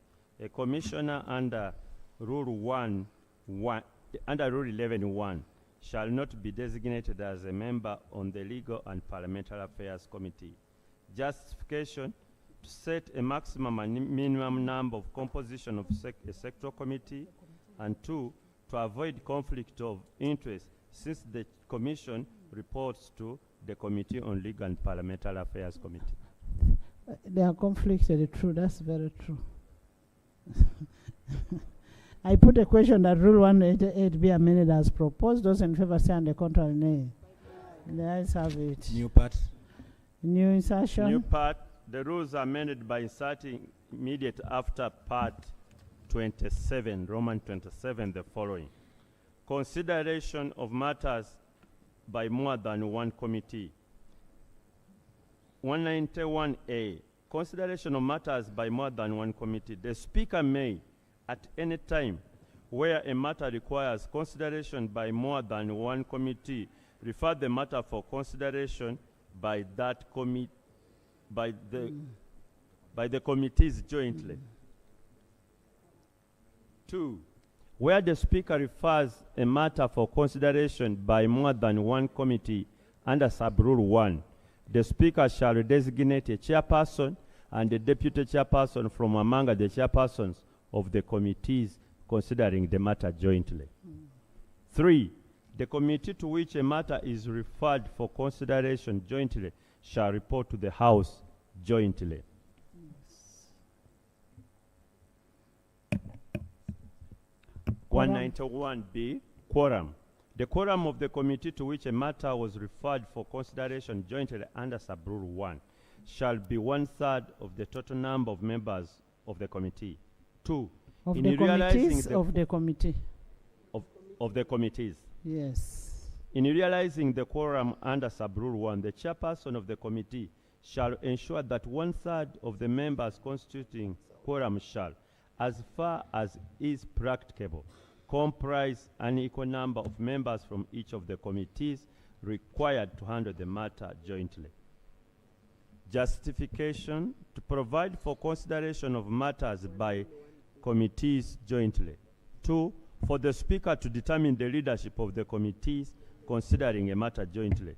And 3, to provide for quorum for consideration of matters by more than one committee.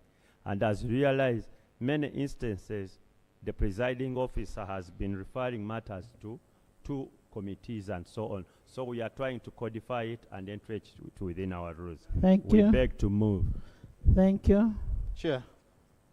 Chut. Thank you. Madam Chair, on the issue of the quorum, I would really want to propose that it should not be 1/3 of the total members. There are committees where you will have 40 members. There are committees you will have only 20 members itself. And it will be a disservice if we have a combined total. I will propose that it will be 1/3 of the membership of each of the committees when they are signing the report. It comes to itself. the same thing. It is different. You No. can have 40. You can have 40 members of that one committee, and 1/3 of them have signed. It makes up the number. But if 1/3 of committee A plus 1/3 of committee B, Okay, it is okay. different. Yes. 1/3 of each committee. Yes. As far as 2 is concerned, if you read it, equal number of members from each of the committees is required to handle the matter. I think this one can answer it, because this one answers it. The 1/3 of the committee, assuming it's 20 plus 15 plus 40, you divide by 3, you will get what it is. But what I wanted to put here, I want to tell the doctor that this one, number 2, answers it. The division is good enough. Number 3, I wanted to propose that put number 3, if the chair can agree on the quorum, that the respective chairpersons of those committees should ensure that their members attend. The justification is that it will be incumbent on the members, the chair, to be there to make sure the members are not there, attend. Now, supposing the chair of one committee becomes lazy, he should not make other committees, or even one, not to function. That problem we should go to the chairperson himself or herself for failure to mobilize the members. So let us first put there, and so that if a chair of one committee has come with a report and said, we tried to look for the other chairs, they were not available, and we needed to produce a what? A report. That is operational. It is implied that you, as a chairperson of the committee, you're obliged to ensure that your members attend the committee. I put a question that the new part of... Chair, there's an amendment. The amendment 1 is intended to address likely conflicts, because I know there was a time people were joint committees were sent like this. When it came to reporting, we could not benefit from both their input. So it's important we address that. 2, this proposal provides that the speaker can refer. I think we needed to add or the house, so that it becomes the speaker or the house. That gives me the privilege to be able to move the house if, in my view or in the view of any member, the matter should be considered by a joint committee. Gusli, the House is unified under the leadership of the Speaker. I put a question that a new part be inserted immediately after part 27 as proposed. Those in favor say on the contrary, nay. The ayes have it. Rule 195. 195. Rule 195, the proposal is to have it amended by inserting immediately after sub-rule 7 the following. For purposes of this rule, Misconduct includes unlawful conduct, breach of code of conduct, conduct which is likely to bring Parliament into hatred, ridicule, or disrepute, or negligence in the performance of duty. Justification to provide clarity on what constitutes misconduct.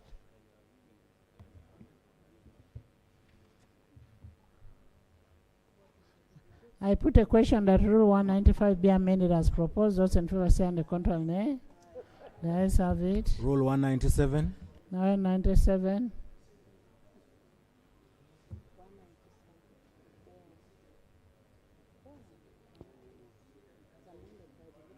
197. Rule 197, the proposal is to amend sub-rule 1 by deleting the phrase of the House. Justification for clarity. I put a question that Rule 197 be amended as proposed. Those in favor say on the contrary, nay. The ayes have it. Rule 204. Rule 204, the proposal is to amend by inserting immediately after sub-rule 1 the following. Notwithstanding sub-rule 1, where the report of a committee contains a dissenting opinion, the 1/3 of members required to sign a report of a committee shall be arrived at by adding the total number of signatures on the report, taking into account the signatures of the majority, the signatures of the minority, and the signatures of members abstaining. 1B, a member who dissents from the opinion of the majority of the committee may sign a minority report under sub-rule 205. 1C, notwithstanding sub-rule 1 and sub-rule 1B, a member may opt to abstain from signing a report of a committee. 1D, where a member does not sign a report of a committee and does not abstain, the member shall, in writing to the chairperson of the committee, offer satisfactory explanation for not signing the report of a committee. E, where the opinion of the chairperson, a member under sub-rule 1D, has not provided satisfactory explanation for not signing the report of a committee, the chairperson shall refer the matter to the Speaker. The Speaker may, upon receipt of the reference under sub-rule 1E, take appropriate action under Rule 85A. A report of a committee shall include a list of members who signed the majority report, signed the minority report, abstained from signing either report, and those who did not sign either report. Justification. To ensure that members sign committee reports. 2, for the Speaker to take appropriate action against members who do not provide explanation for not signing committee reports. We do beg to move. Honorable members, honorable members, honorable members, it is the members who are lazy in signing reports that are affected. And this is protecting the chairpersons of the committee. Members must sign reports. I put a question that Rule 204.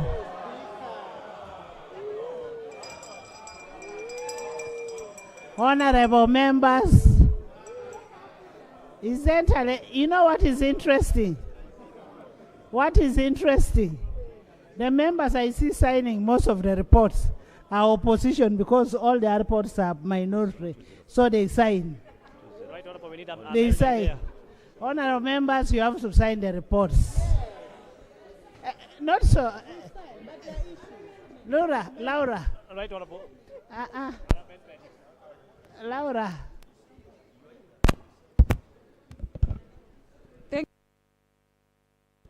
I think members know that we have an obligation to sign reports.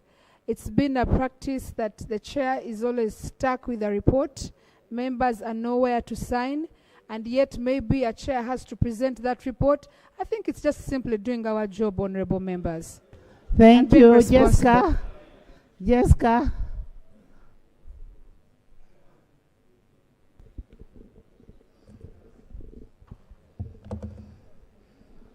Thank you so much, Right Honorable Speaker Right Honorable Chair, for the opportunity. I support the proposal by the committee because it is going to cure a lot of problems that chairpersons and their deputies go through. It is going to make members to get committed throughout the process up to the delivery of our report. Thank you so much. Government Chief Whip. Government Chief Whip. You wait. What is the clause talking about? I want to hear from Government Chief Whip. Right Honorable Speaker,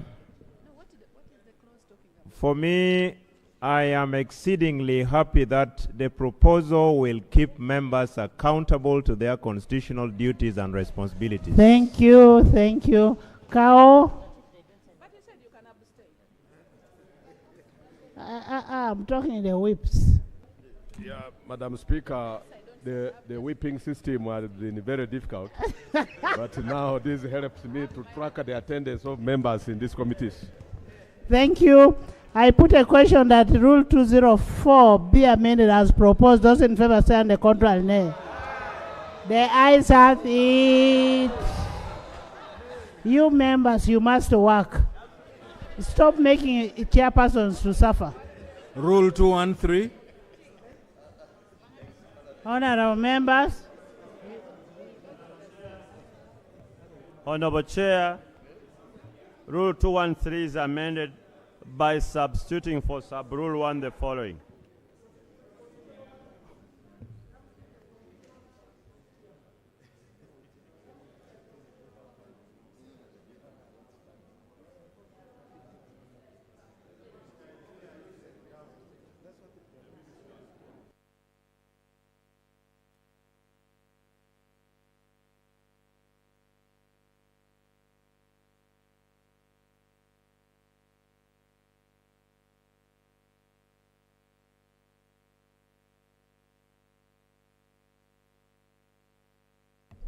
Honorable members, Honorable Mao is back, and we're waiting to hear from Honorable Mao, and Minister of Internal Affairs, and the Attorney General.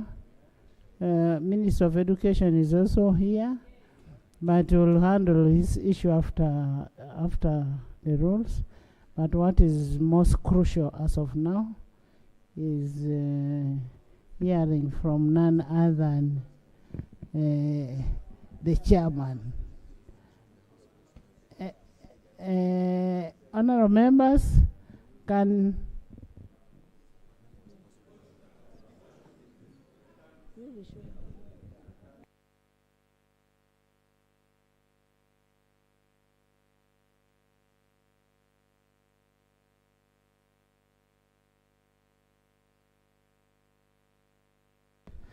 Honorable members, under normal circumstances, we are supposed to resume the House first. But I'm invoking my Rule 7 to receive a statement within at the committee stage. It's a short statement. Sarah, because of the urgency of the matter, Sarah, you gave me too much powers.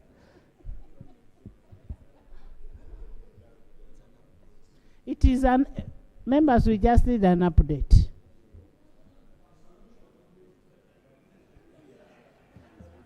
When the Hansard people will do it well. Madam Speaker,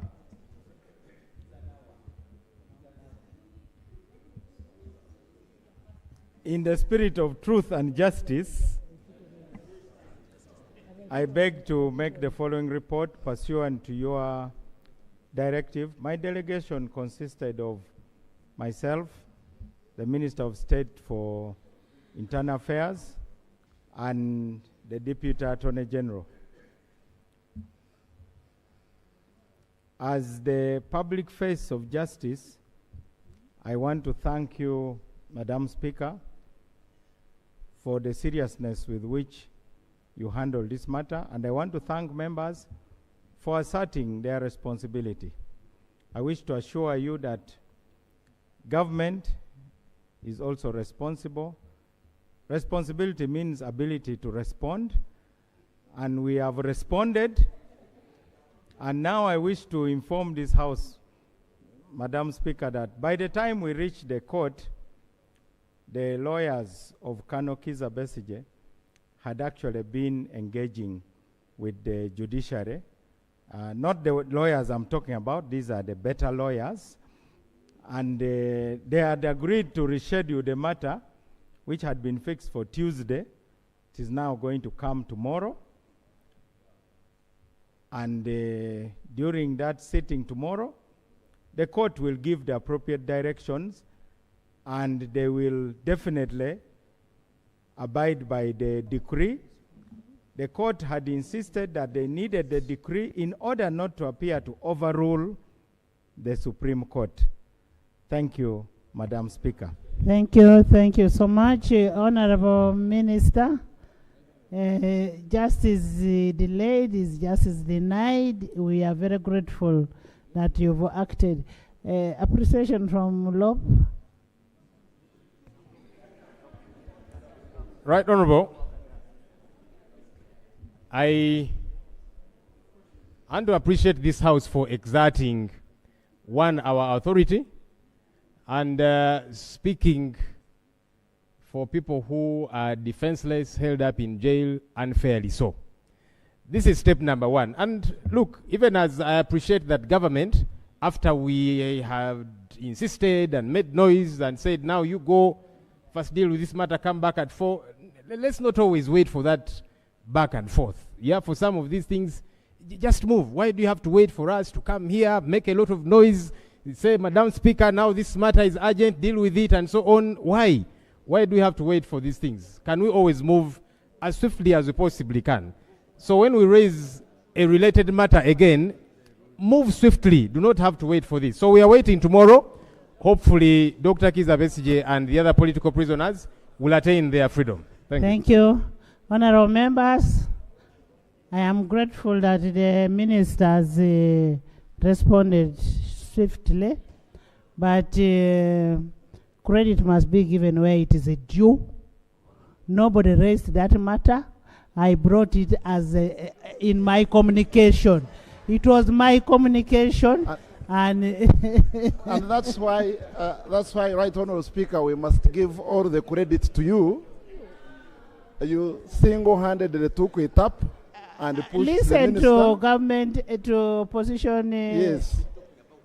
Yeah, we want to thank you very, very much and wholeheartedly for personally taking up this matter yourself and ensuring that we hold a committee, a meeting between the executive and this side, and you pushed the minister to ensure that we have results today. At least we want to appreciate your personal involvement and direction in this matter. At least we are sure that if retired Colonel BESIGYE will appear in court tomorrow, what happens in the court, it will be a different matter. But thank you, Right Honourable Speaker, for doing us a good job. Thank you. Can we resume the House? Rule 213. Under which rule?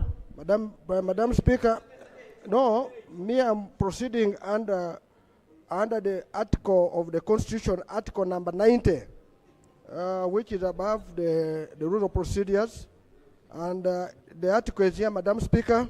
And for if you allow, Article 90 on parliamentary committees. Yes, and Article 80. Madam Speaker, the Constitution of Uganda says the quorum of the Parliament shall be prescribed by rules of procedure of Parliament, made under Article 94 of this Constitution. For avoidance of doubt, the rules of procedure of Parliament may prescribe different quorums for different purposes. Madam Speaker, under Rule 24 of our rules, it says the quorum of Parliament shall be 1/3 of all members of Parliament entitled to vote. Madam Speaker, the quorum... Honorable Nathan, we're in Rule 213. Yeah, but if you want a recommittal on the other, you'll come back. No, it's a procedure, Madam Speaker. Madam Speaker, because you are the one who knows the custodian of the rules. So, Madam, because I don't want us to move against the Constitution, Madam Speaker. That's why I was raising it a procedure. Madam Speaker, you'll have to bear with me because I need us to move in harmony. So, Madam Speaker, the Constitution prescribes our rules prescribe. Therefore, Madam Speaker, if you make a rule which is contrary to the Constitution and our rules which describe the quorum, we would be going out, and at the same that day the rule is passed, would be no rule. So wouldn't it be procedural right, Madam Speaker, that we move our rules according to our Constitution? So what is the problem now? Yeah, Madam Speaker, the problem is one of the rules which you have made, which is going to be affected, which is saying the rule for people to vote at a particular time, you're saying it should be 100% of the entire membership. Yet our Constitution says... Which one is that? No, this one here, rule which you have just passed. Which one? No, this rule which you have said, rule signing of a report is a vote. You read the rule verbatim. Yes, Madam Speaker said, notwithstanding, Rule 1, where report of a committee contains dissenting of 1/3 requires to sign the report shall be arrived at by adding this, the signatures of majority, signature of minority, and signatures of abstaining. That's the one which you get 1/3. Now, the moment you have got 1/3, there is no reason for people to now start writing that they have been absent. The moment we do that, we're saying now we need everybody to vote on a report. Right? Signing a report is voting for that report. That is different on quorum. We are talking about signing, endorsing the report. You either come out and sign the report, or you abstain and say, I'm abstaining because of A, B, C, D, or you're writing a minority report. Now we are enforcing on the role of members of parliament. You cannot be a member of parliament for 5 years and you don't even sign one report. You don't even attend one committee meeting. Madam Chair, I accept you. That's why you have said, well, put there, that those who will be absent, they will be taken to rules and privileges. Honorable Nathan Mandala, Chairman of BCU, quorum is different from endorsement. So let's first go to the next quorum. I mean next procedural question. And next... Thank you very much, Madam Chair. Madam Chair, the committee proposed to amend Rule 213 by substituting for sub-Rule 1 the following. A witness appearing before a committee to give evidence may be paid such sum in respect of his or her expenses as the clerk to Parliament may from time to time determine. 2. By inserting immediately after sub-Rule 1 the following.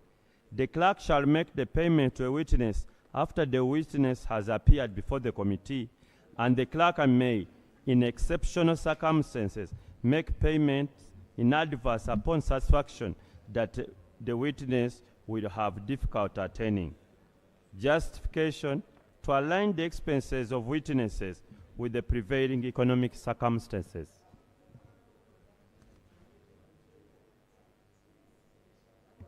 AJ. Thank you very much, Right Honorable Speaker. First, maybe I will seek to be informed how the current status has been. Have we been paying witnesses? And if we have been paying witnesses, why in paragraph 1 are you saying may? Why are you proposing to use the word may and not shall, so that it applies across board to all witnesses? And secondly, Right Honourable Speaker, my query on the second one, on the paragraph 2, the proviso that in exceptional circumstances, the clerk may pay this money out in advance to aid the attendance of a witness. The issue would be what would happen if the money is paid out and the witness does not attend. Now, you may have ways, you may have proviso for recovery of this money, but this money may not be much, 100,000 shillings. The clerk is not going to move to take people to court in order to recover 100,000 shillings. But eventually, when the clerk is being audited, it will form an audit query, because there will be 100,000 missing here and 100,000 missing there. So I would rather we leave sub-rule 2 and only pay those who attend. And for sub-rule 1, we use the word shall and replace it with may. I beg to submit.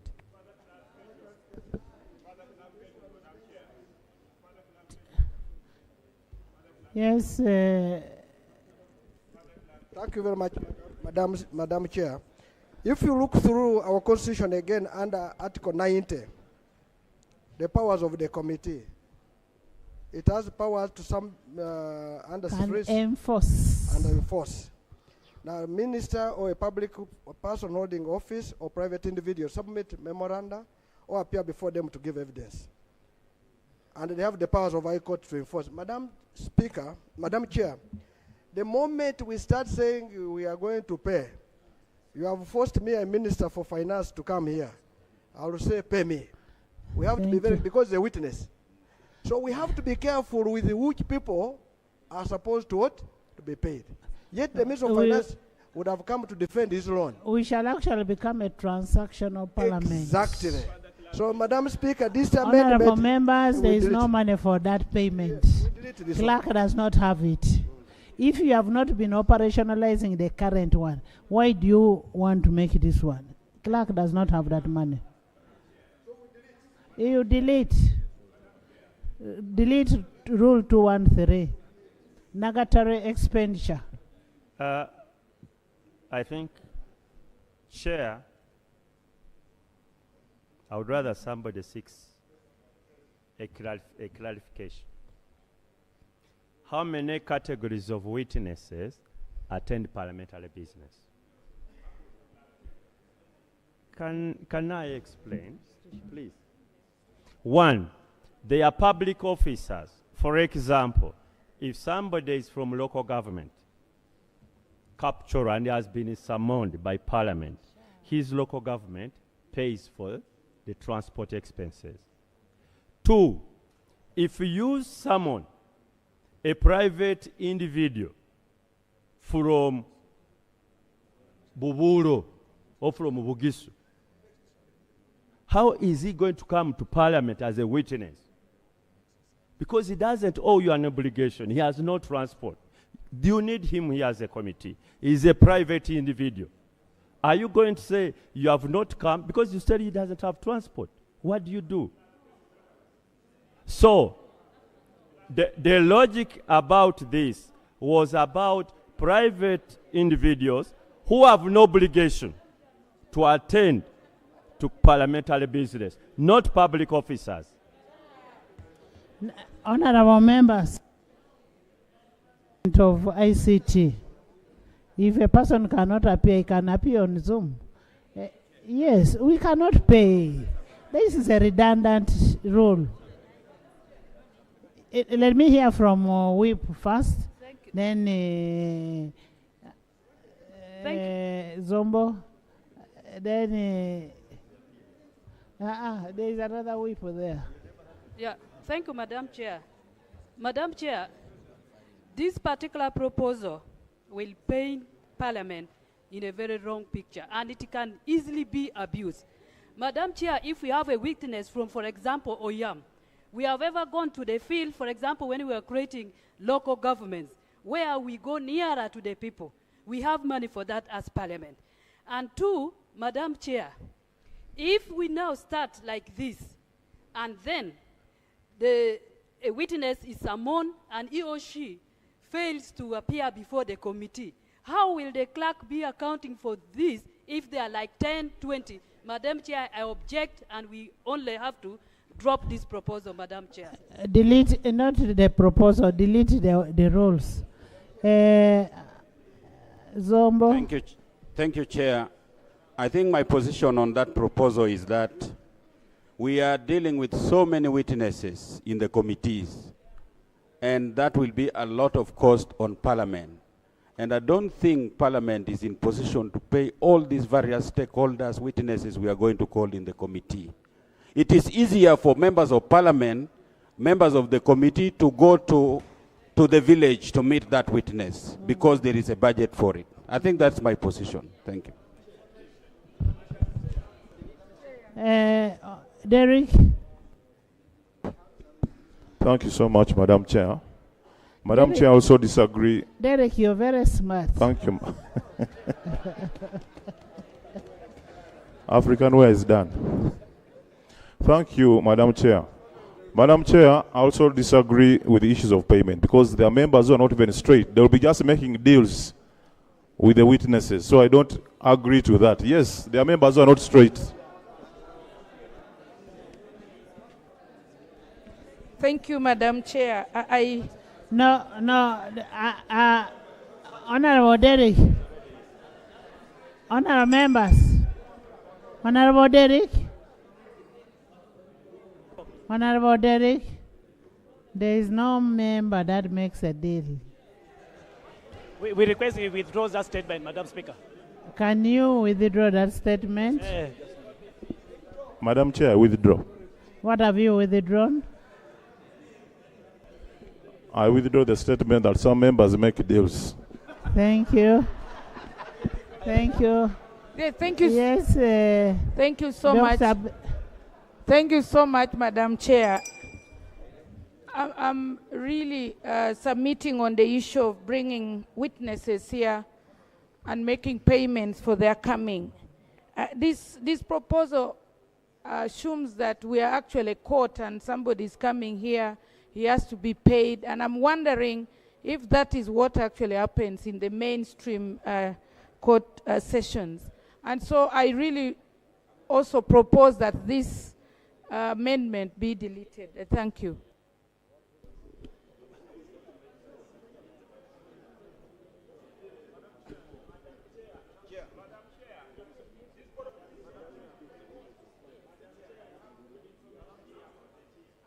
Thank you, Madam Chair. Honorable Chair, Honorable Chair.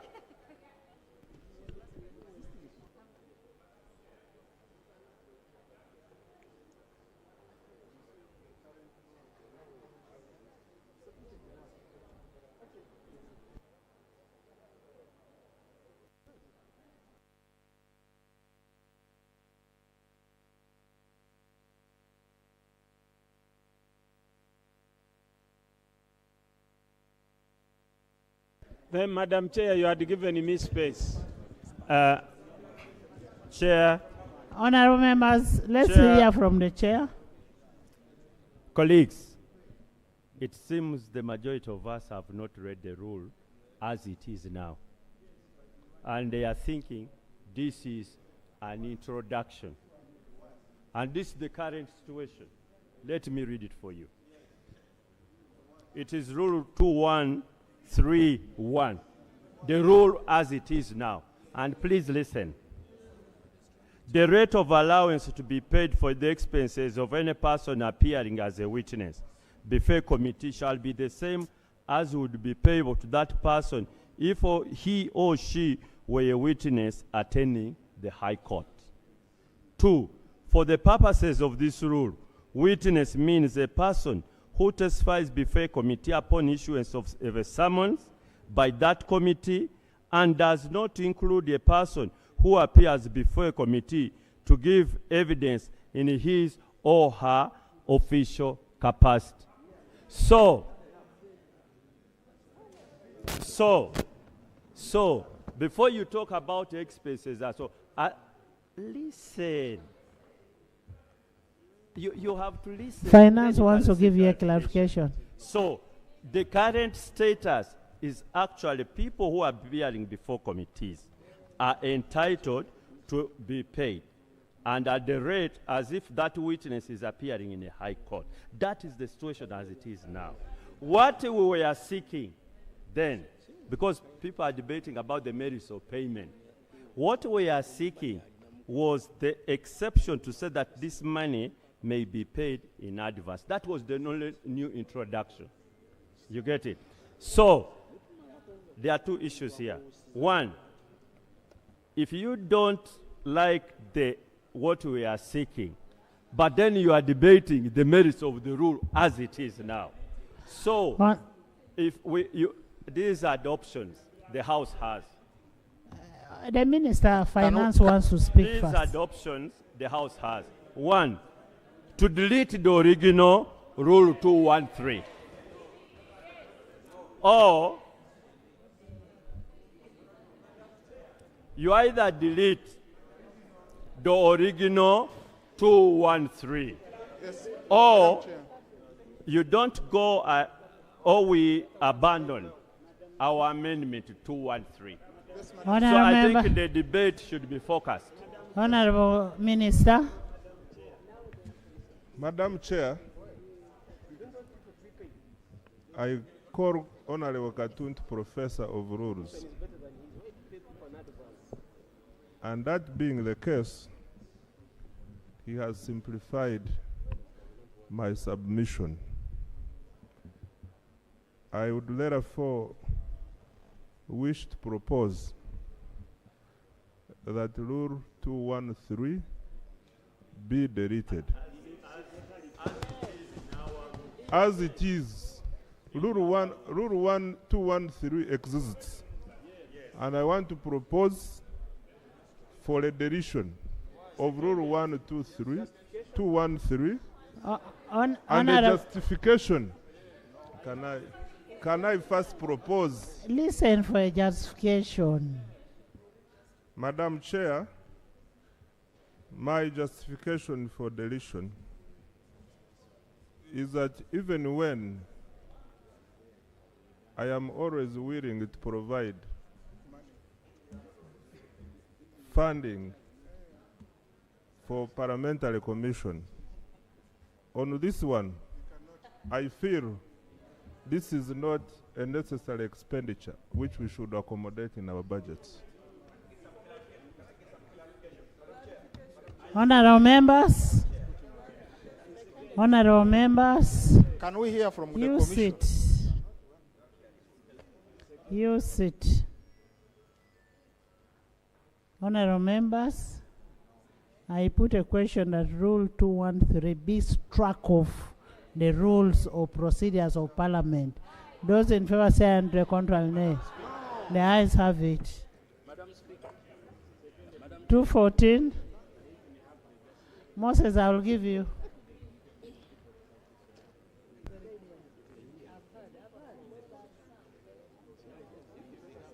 Rule 214 is amended by substituting for sub-rule 1 the following. Madam Chair, procedure. An order to attend or produce documents before committee shall be notified by a summons in the format prescribed in Schedule 5, signed by the clerk under the direction of the Speaker. That is justification is to provide a format for summons for witnesses in the rules. What has been happening that chairperson sometimes summon witnesses or people, and there are different letters of summons and so on. So we are entrenching in the rule that it is only the clerk who should sign summons. Clerk to Parliament. Clerk to Parliament. And then 2, it should be under the direction of the head of the institution. Honourable members, what has been happening or what is happening?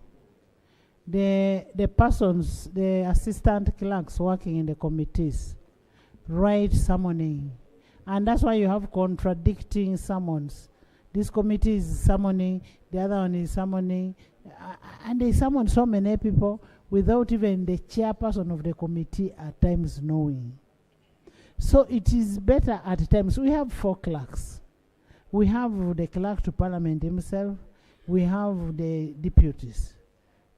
3 deputies. So if the summon is signed by one of those 4 people, that is a legitimate summon. But what? Mehdi.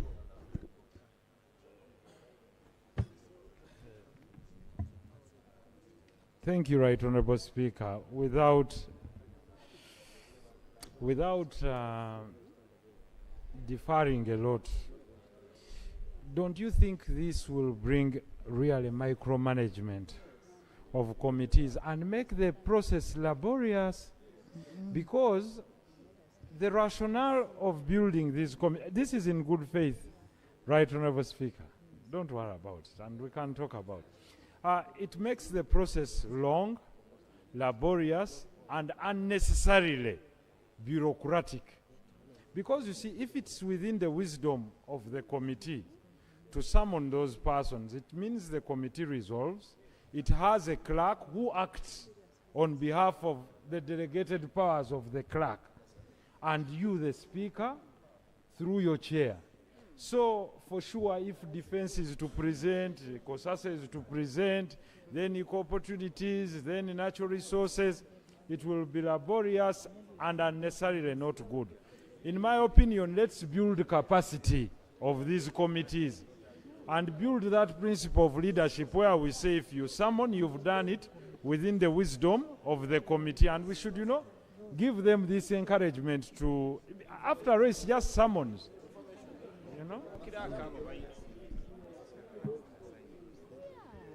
Chair, Madam Chair, Madam Chair, there are two forms of letters written by the committees of Parliament.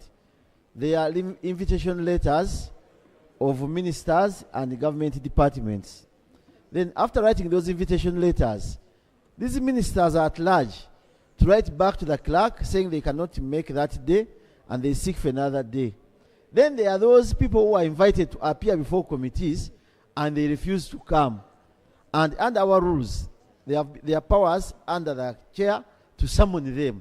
So I want to find out from the committee, the chairperson of the committee, which one is this? Because when we talk about summons in the committees, we have been using them for those recalcitrant witnesses who refuse to appear. And still, if he fails, because our rules are very clear, you have powers over the High Court. That's when you use summons to bring the chair. But if you tell the clerk of Parliament, what if my good friend is a good friend of the clerk, he has refused to appear, and the summons have failed, the clerk has not written, what will happen? So I would wish to look at those two different areas, invitation letters and the summons to those people who have refused to appear after making them come to the committee. Thank you. We've had, let's first hear from the chair.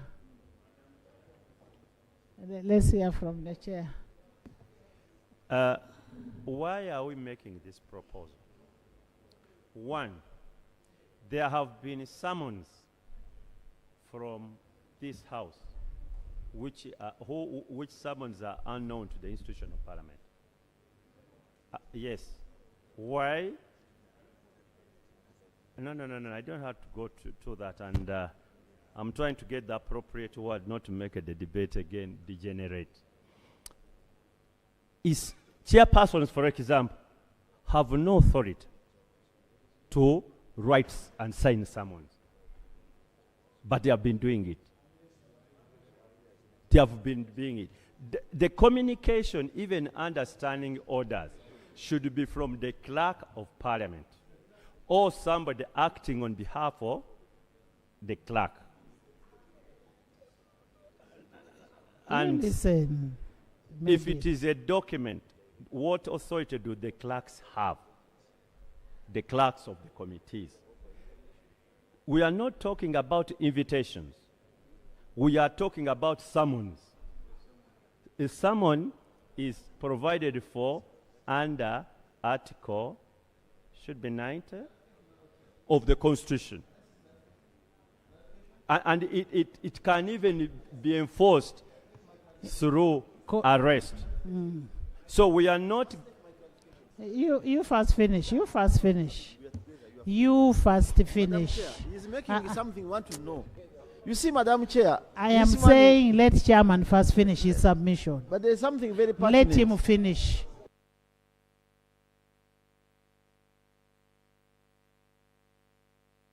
To array Honorable Mohamed Sereko's fears, this is not about normal invitation of ordinary parliamentary business, but we are talking about summons.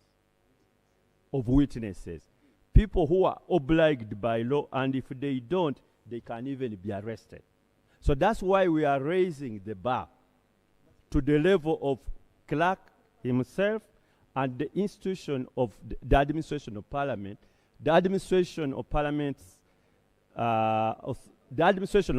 should be aware that there are summons, because you could go ahead and even order arrest. Honorable members, I want to give you one scenario where one of the assistant clerks wrote a summon to somebody, and there was a problem. There was a problem with the summon.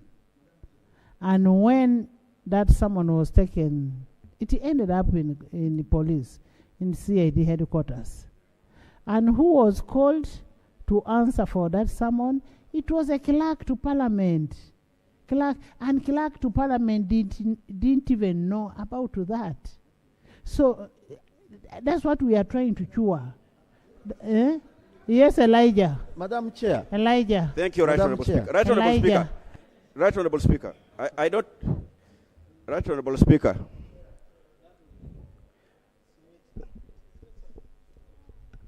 Madam Chair.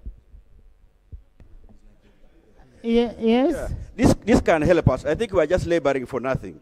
When you look at the privileges, powers and privileges, is interfering, Madam Chair. If you look at the Powers and Privileges Act, Part 3 on evidence, it covers this. That's 8. Power to order attendance of witnesses. Parliament or any session law committee may, subject to sections 13 and 15, order any persons to attend before Parliament or before a committee, and to give evidence or to produce any paper, book, record, or document in the possession of or under the control of the person. 2, the powers conferred by Section 1 on a session law committee may be exercised. Sorry, that's 8. Let me go to 9. Attendance to be notified by summons.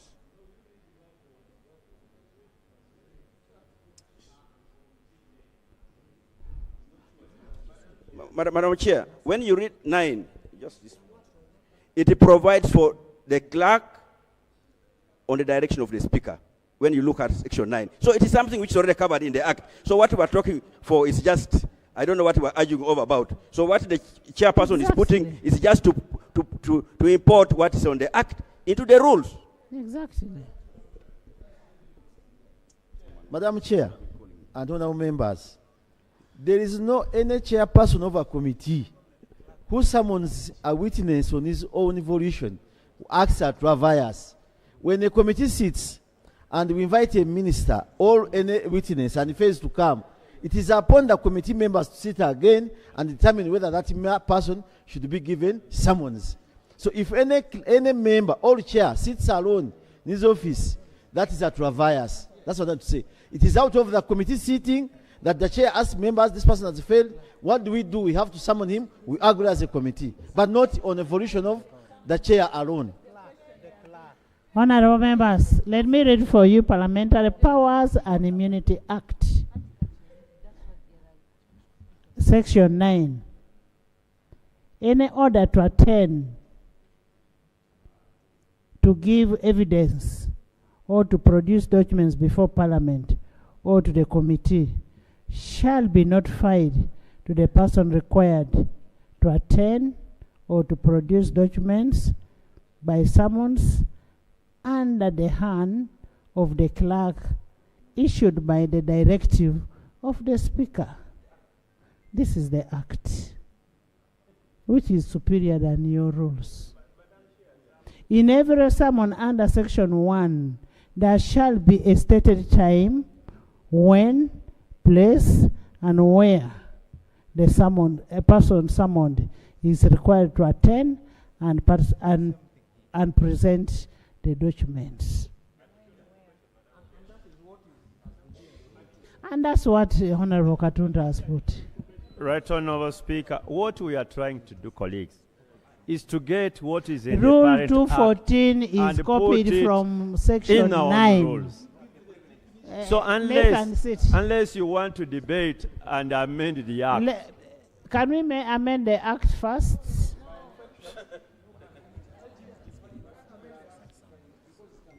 The committee is giving a format of such summons, who is responsible, who should sign, the standard operating procedures. Madam Chair, Honorable Sereko is asking that define the clerk. Under this act, in the interpretation rule, the clerk means the clerk of parliament. A constitution, a clerk under Article 87, a clerk to parliament and other stuff.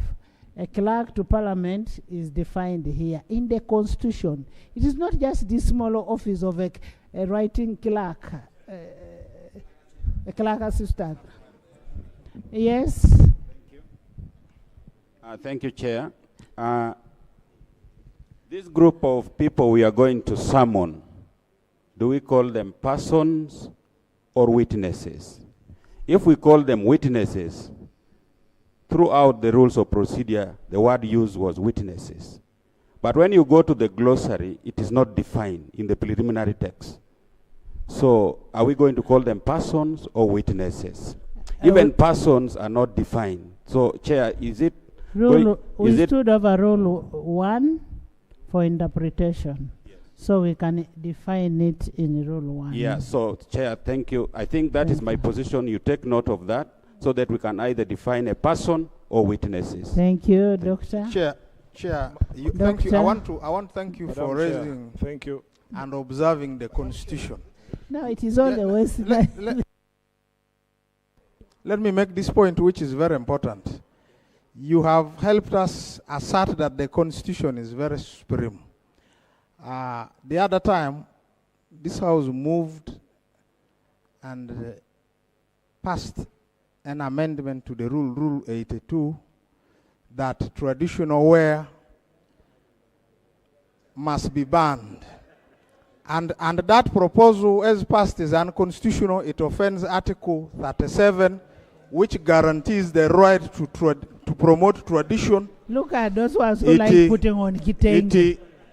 It contravenes Article 29, which provides for protection from freedom of expression. Honorable member, let's first listen so Madam Speaker, to this. Before we move, I thought you would address this constitutional matter. No, let's first. 214. The chairperson mentioned, called for a doctor. Thank you. Madam Speaker, I just needed clarity when it comes to heads of missions, ambassadors, and heads of multinationals. How do we go around that if you're a committee and you want them to come through? How do you approach it? Thank you. You write to the PS of Foreign Affairs, and then PS Foreign Affairs will write to them within the framework of their immunities. I put a question that Rule 214 be amended as proposed. Those in favor say and the contrary nay. Let's have it. Rule 215. 215.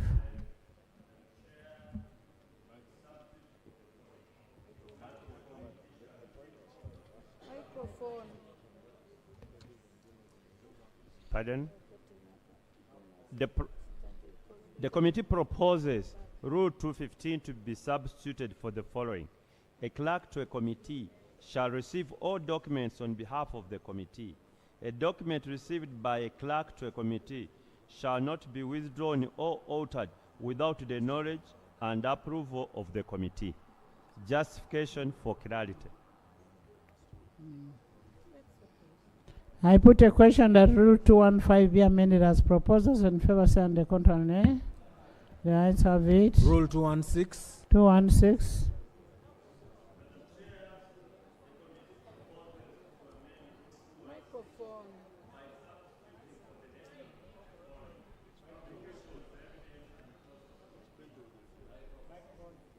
Page 114. 216 is amended by substituting for the head note the following: publication of evidence and reports of committees.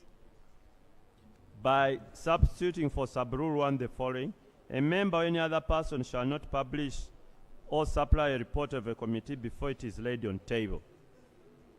3, by inserting immediately after sub-rule 2 the following. Where a member is alleged to have breached sub-rule 1, the Speaker shall refer the matter to the Rules Committee for investigation.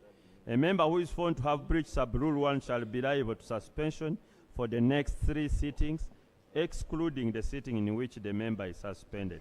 Justification: to provide clarity, to harmonize the provisions with the Access to Information Act, and to provide for sanctions for breach of the rule.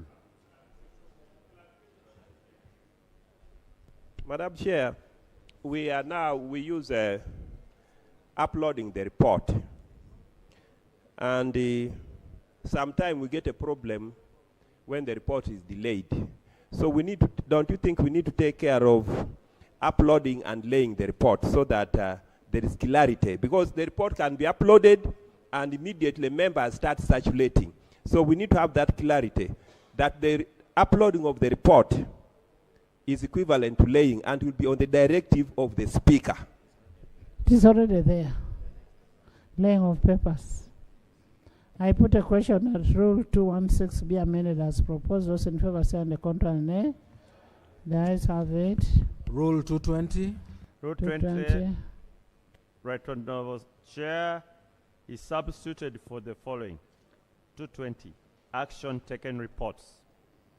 A minister shall, within 60 days, working days, following the resolution or recommendation of Parliament, submit to Parliament an action taken report detailing what actions have been taken by the relevant ministry. Justification: to prescribe a period within which a minister should submit to Parliament an action taken report, because this has been missing and the ministers sometimes have not been responding.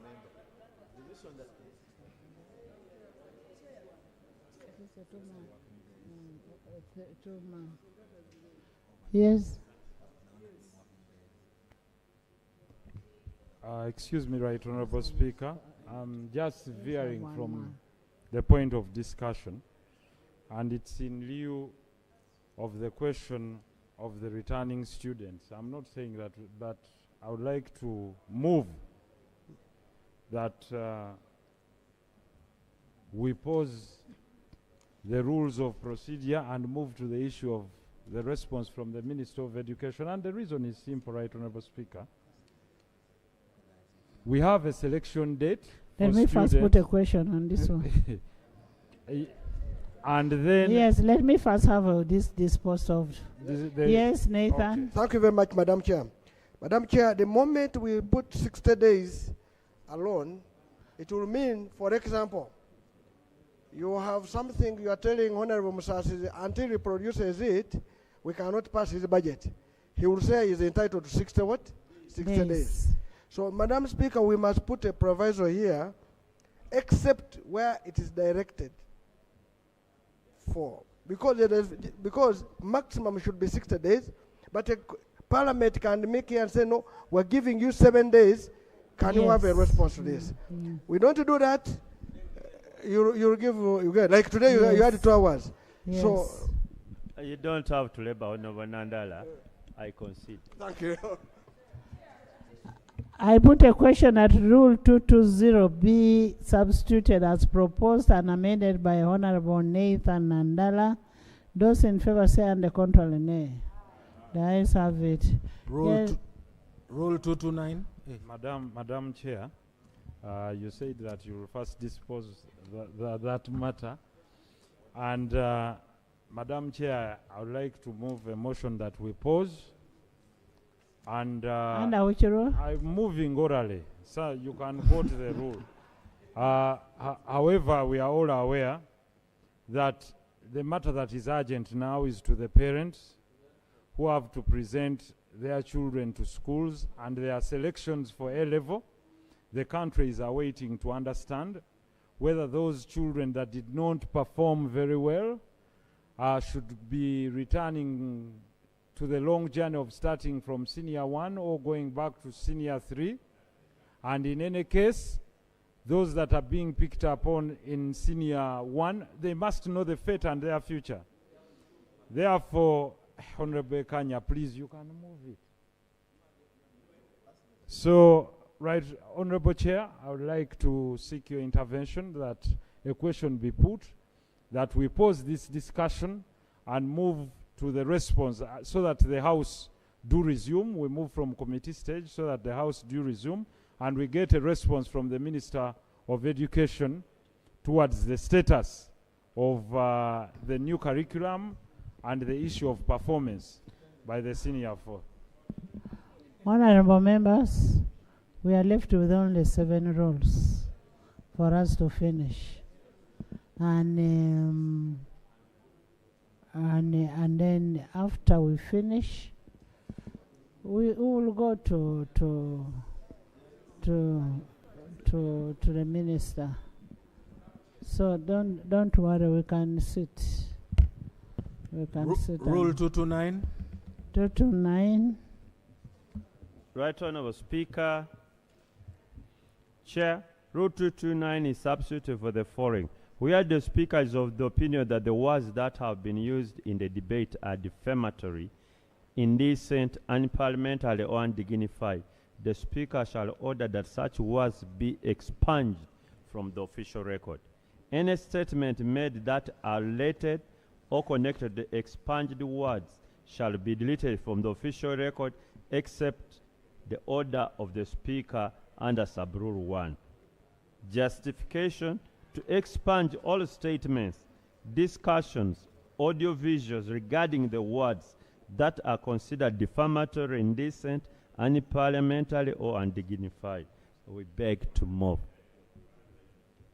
Yes. Madam Chair, I want to add that what is expunged on the record of Parliament, the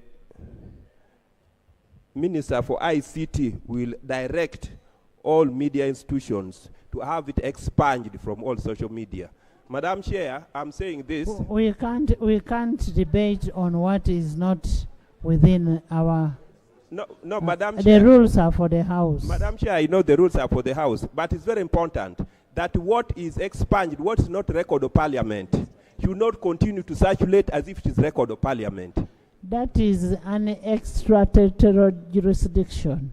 I put a question that Rule 229 be substituted as proposed. Those in favor say on the contrary, nay. The ayes have it. Rule 231. Rule 231 is amended, we propose, by substituting for Sub-Rule 1 the following. The proceedings of the House and committees may be available for broadcast on radio, television, and other platforms during all hours of sitting, except under circumstances determined otherwise by the House and as directed by the Speaker. Justification: to accommodate technological advancement and diverse broadcast platforms. Yes, AJ.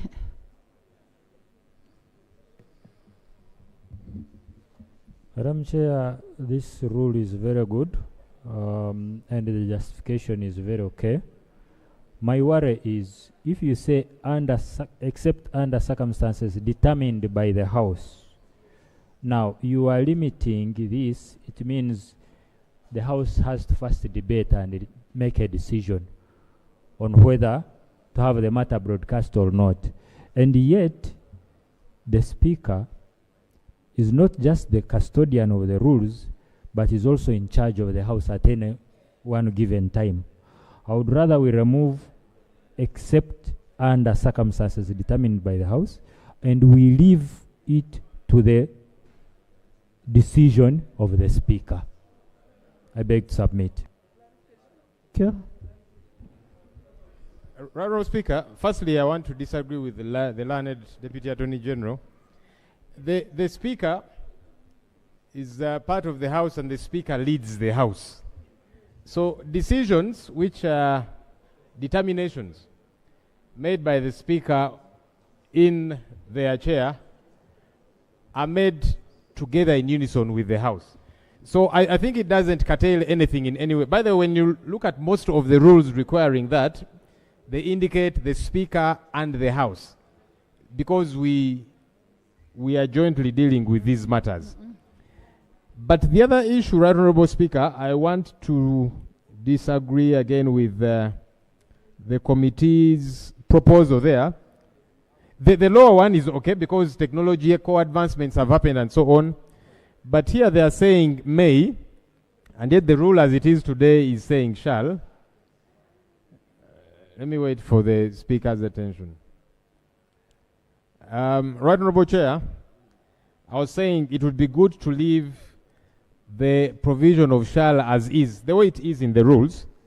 The bit about catering for other platforms due to technological advancements, I think that's okay. After all, anyway, we are saying there are circumstances where the Speaker and the House could determine otherwise, but the bit of shall is good because it shows that we are open to scrutiny by the public.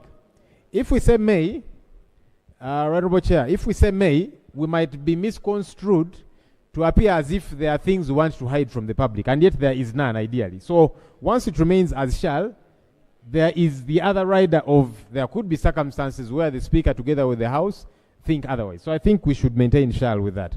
Eji.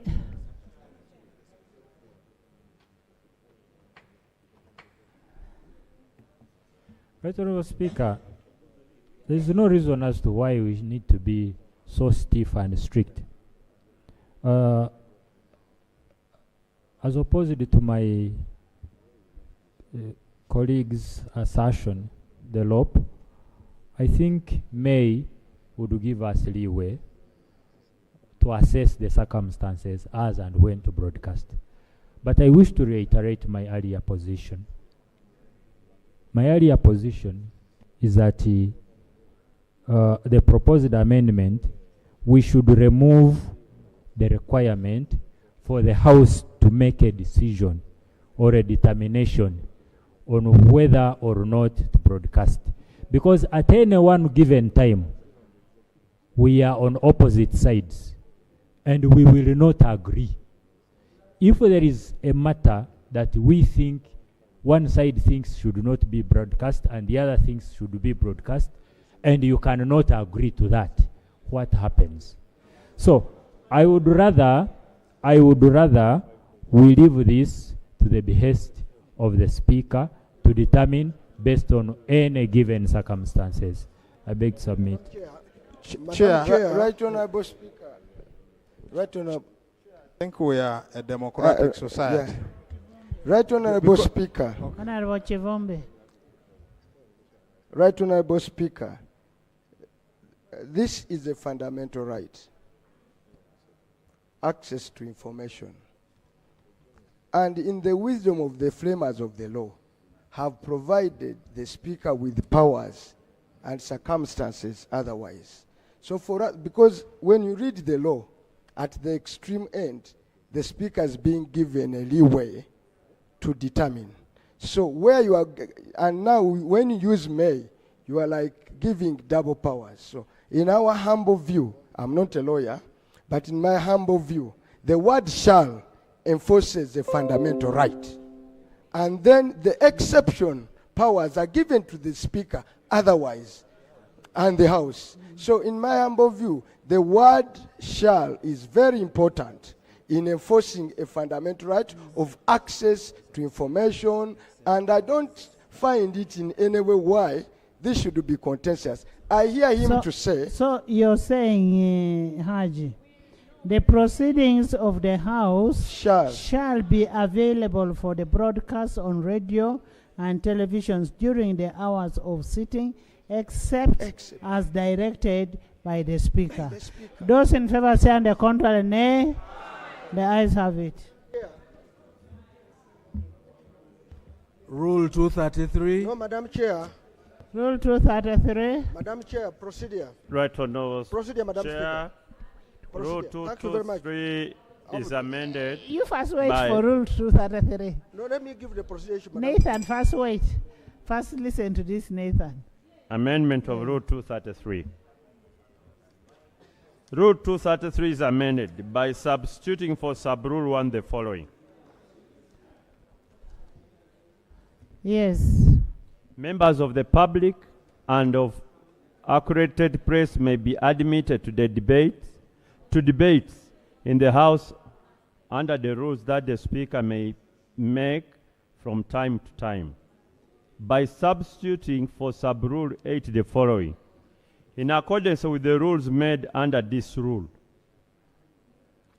a member of the press or media accredited to Parliament may be admitted into the press gallery with an electronic device for recording and coverage purposes. 3. By inserting immediately after sub-rule 8 the following. Any member of the press, media, accredited to Parliament under sub-rule 8 shall adhere to the rules of electronic coverage of parliamentary proceedings under Appendix G of these rules. Justification: to only admit accredited members of the press to the press gallery and to ensure that members of the press comply with the broadcasting rules. Yes. 233. Madam Chair, yes, we are going to 233. But I want your indulgence, Madam Chair.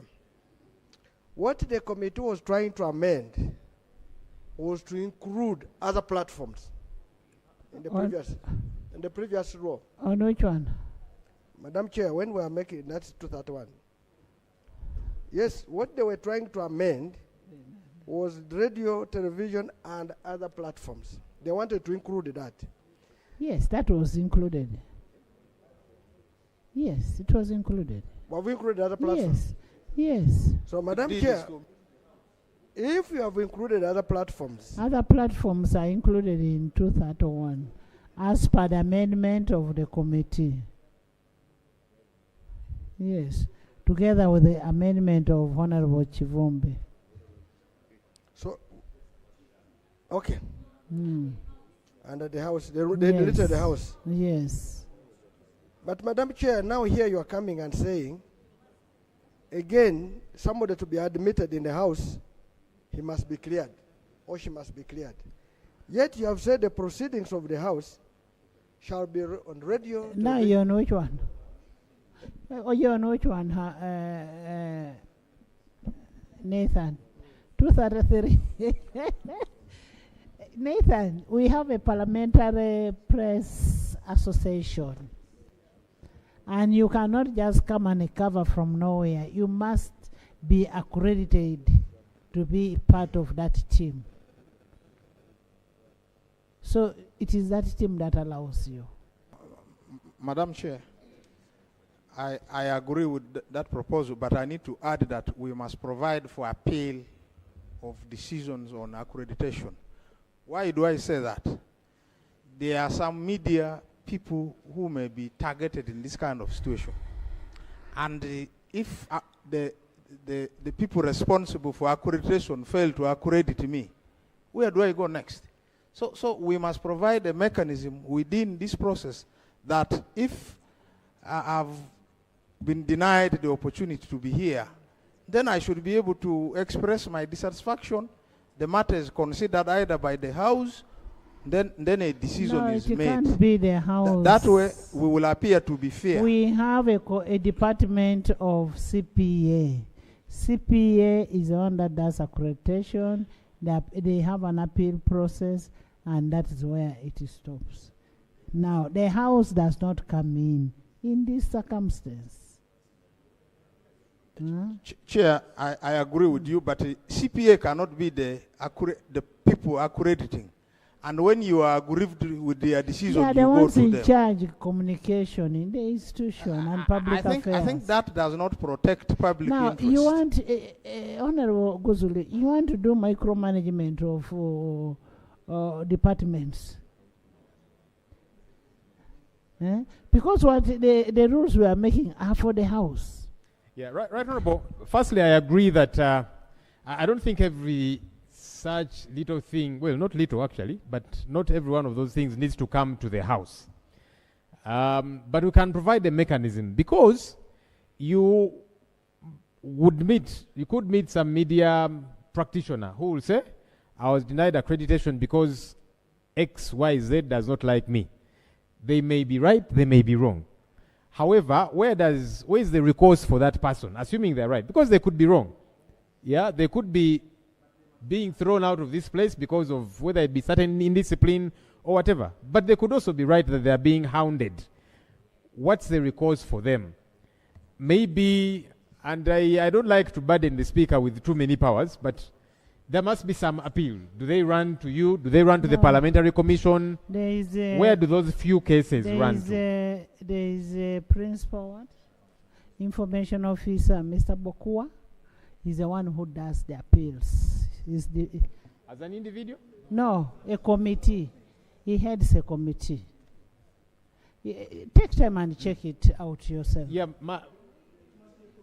what I'm trying to bring in, right, Honorable? Be a committee of the House. I also agree it should not be a committee of the House. I don't agree also. It might not necessarily be with that. But I'm trying to see how, especially the level of accrediting, I don't think that should be a committee of the House. No.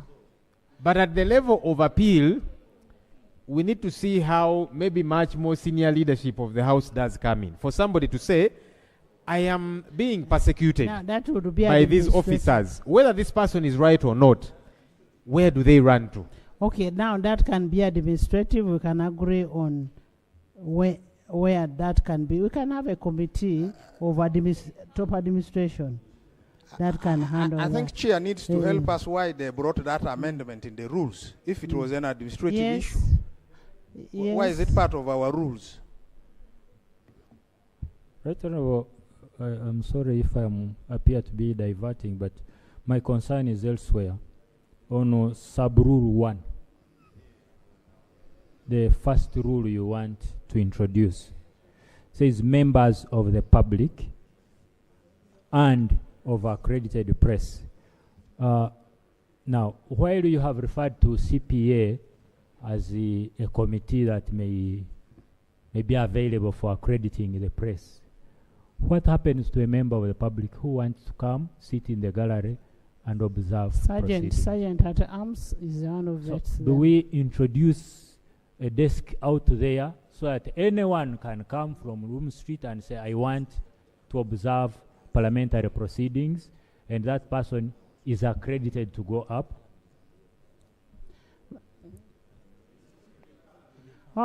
Honorable Doug, the members who come from out are checked by Sergeant at arms. They register them, give them tags, and they tell them the do's and the don'ts when they are there. That's the work of Sergeant at arms. But also, if you're talking about the press, which is not accredited in Parliament, is that allowed for press which is not accredited to be there? See, if you want to cover proceedings of any institution officially, you must be accredited by that institution. For regulation. All institutions. So even Parliament, pressmen should be accredited. They are given cards. They are known, including media houses. It happens in all government institutions, whether they are courts of law and so on. And then it also helps because you see, a press gallery is specifically for the press, not for the public. It should be distinct. How do you access that? You must prove that actually you are a pressman. Honorable members, it is for our own safety. I remember one time when somebody was massaging Honorable Bumali. Right, Honorable Chair. Yes, Chair, I have an issue with the whole of this section 1. If the press is accredited to cover Parliament, you are accredited.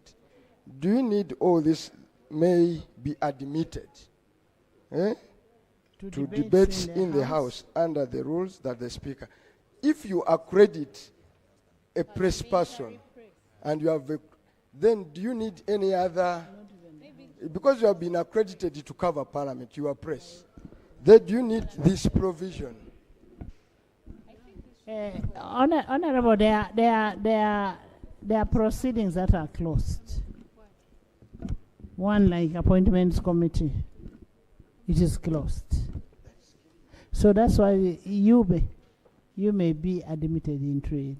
And in most cases,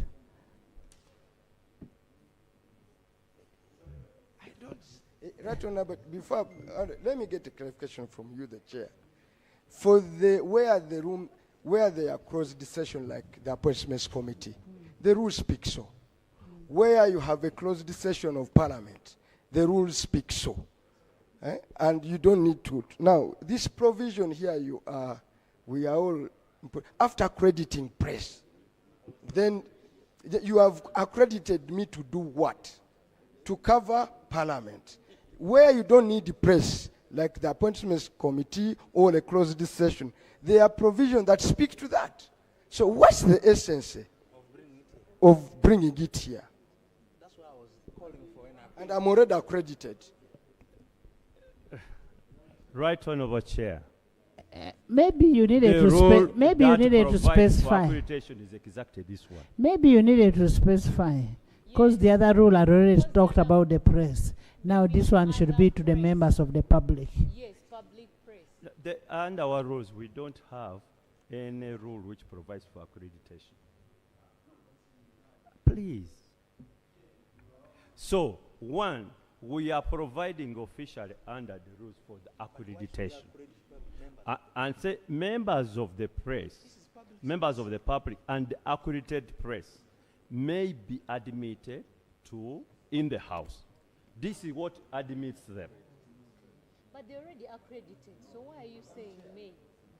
If they're accredited, you're Madam Chair, I think we are going to create a problem here. Yes? I remember when we had just come to the 9th Parliament, and my closest friends I know here is Honorable Minister Musasizi, the other friend of mine from Fort Portal.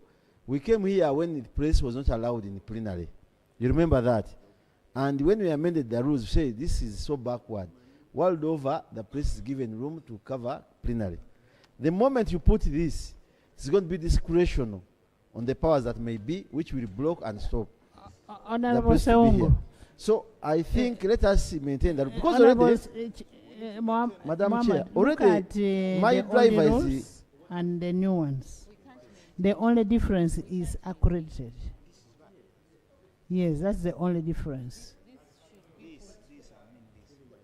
problem I have, right, Honorable Speaker, once you have accredited press and say these following are accredited to cover parliament, and they are accredited, they don't need another vetting to come and cover the proceedings of the House. They already accredited to cover parliament. Where parliament felt that they don't need the press. It is not vetting, it is an admission allowing them to enter. I'm already accredited, right, Honorable Speaker. I'm already accredited.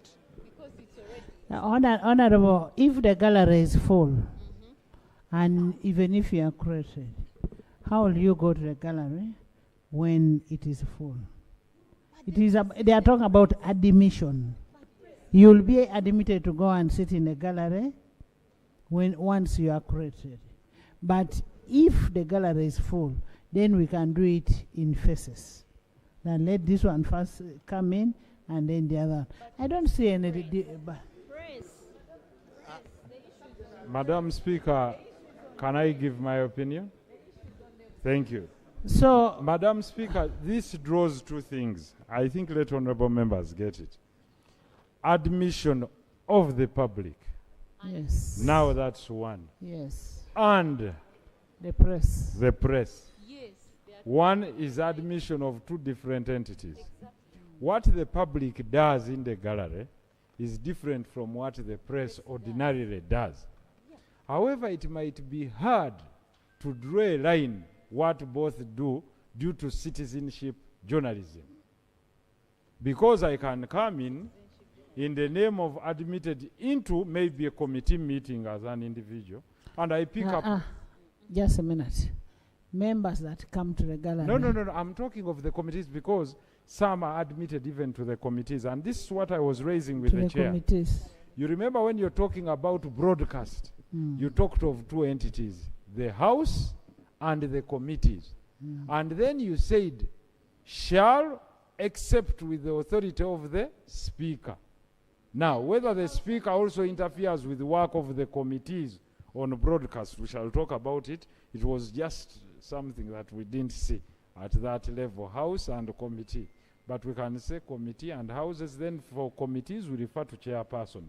Because if you look at his amendment, and the amendment of Honorable Mwanga Chivumbi, we talked about both the House and committees. But now, going back to this, is we have what we call citizen journalism. Someone walks into the precincts of Parliament and starts holding a camera and conducts their citizenship journalism and says, I've seen the speaker here walking around. And you might fail to draw a line between one accredited and one who is not accredited.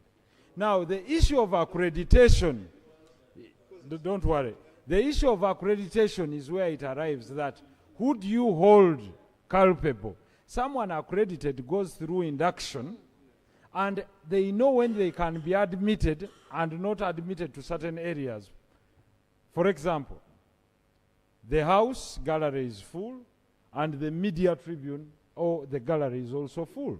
And they say, you know what, you can share this and this. This is for radio broadcast, this is for social media and electronic media, and this is for ETC. So that is on admission at different occasions when the House is sitting.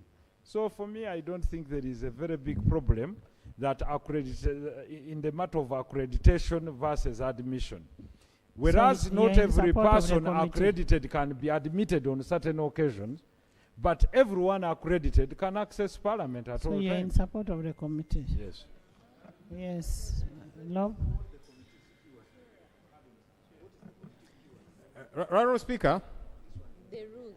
firstly, I want to commend the committee because one of the proposals was that was brought before them was to say the media should be locked out in this sense.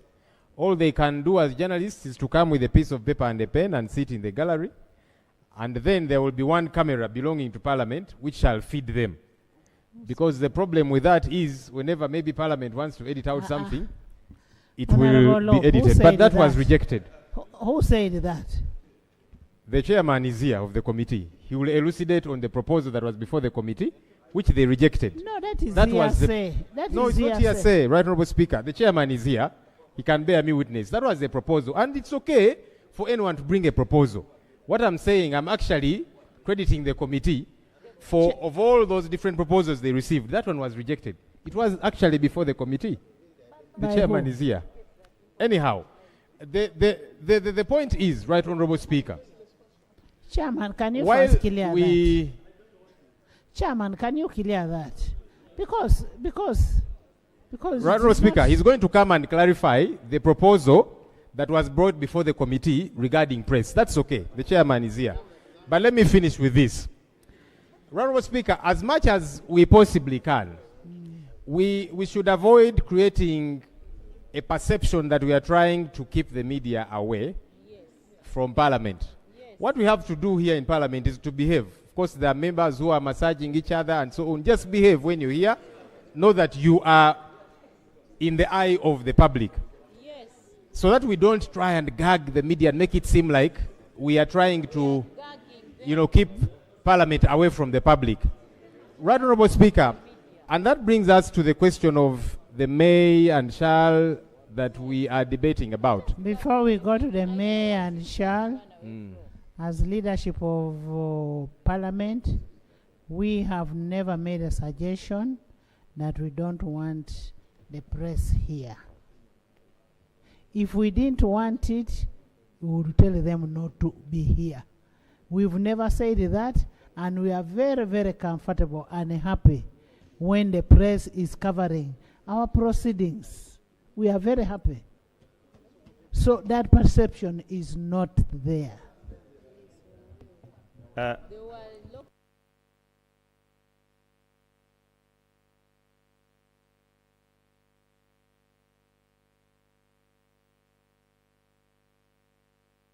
We've never received as a committee a proposal to lock out the press.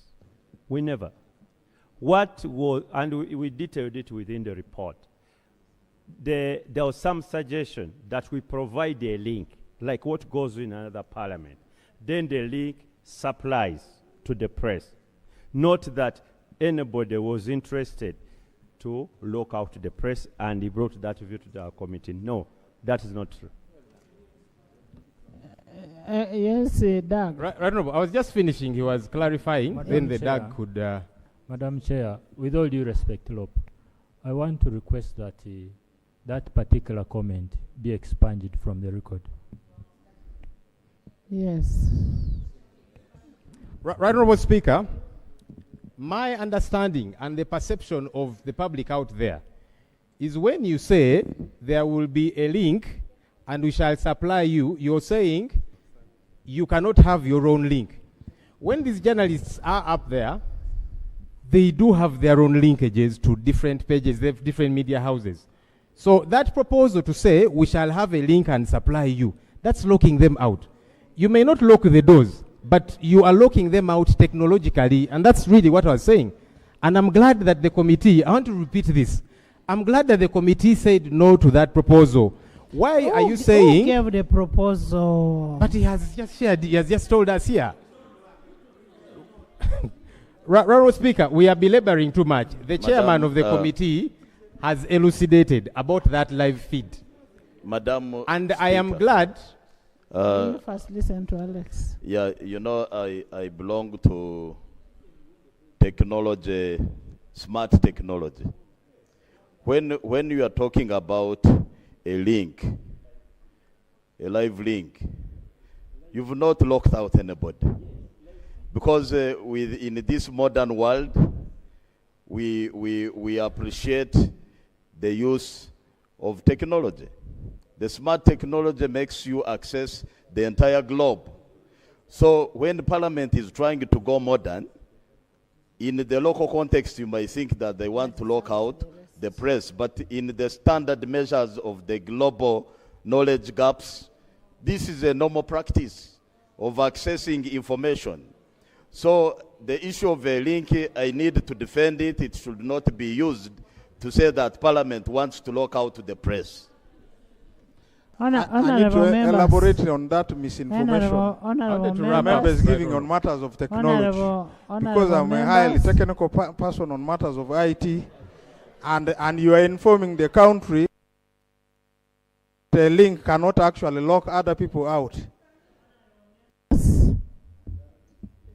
I have never heard of that thing of locking out the press out of Parliament. And on the issue of the link, like when the president is addressing the nation, it is basically UBC that is there, and the UBC feeds other channels. And if we want, actually one of these days, I'm happy you've talked about it, we need to decongest that place there, where people think they should go and address the press. We have a room. We have a room where all the press people should go. If you want to go and do legislation on the media, you go to that room and address from there. I am happy you have talked it yourself. I'm also going to decongest the outside there. I am going to decongest. Yes. So whether it is in the rules or not, we shall do it. Honourable Speaker, let me wrap up this way. Firstly, of course, there's many administrative actions that can be taken. But, Honourable Speaker, I want to... But remember, we are supposed to have a TV, radio here. And we have a studio here. That's okay. I don't know what happened. I had not joined Parliament when that suggestion came. We have a studio down there. From there. Honourable Speaker, as I wrap up, I want to suggest that let's not gag members and the press too much, because now you might say, even in your office, you can't do an interview.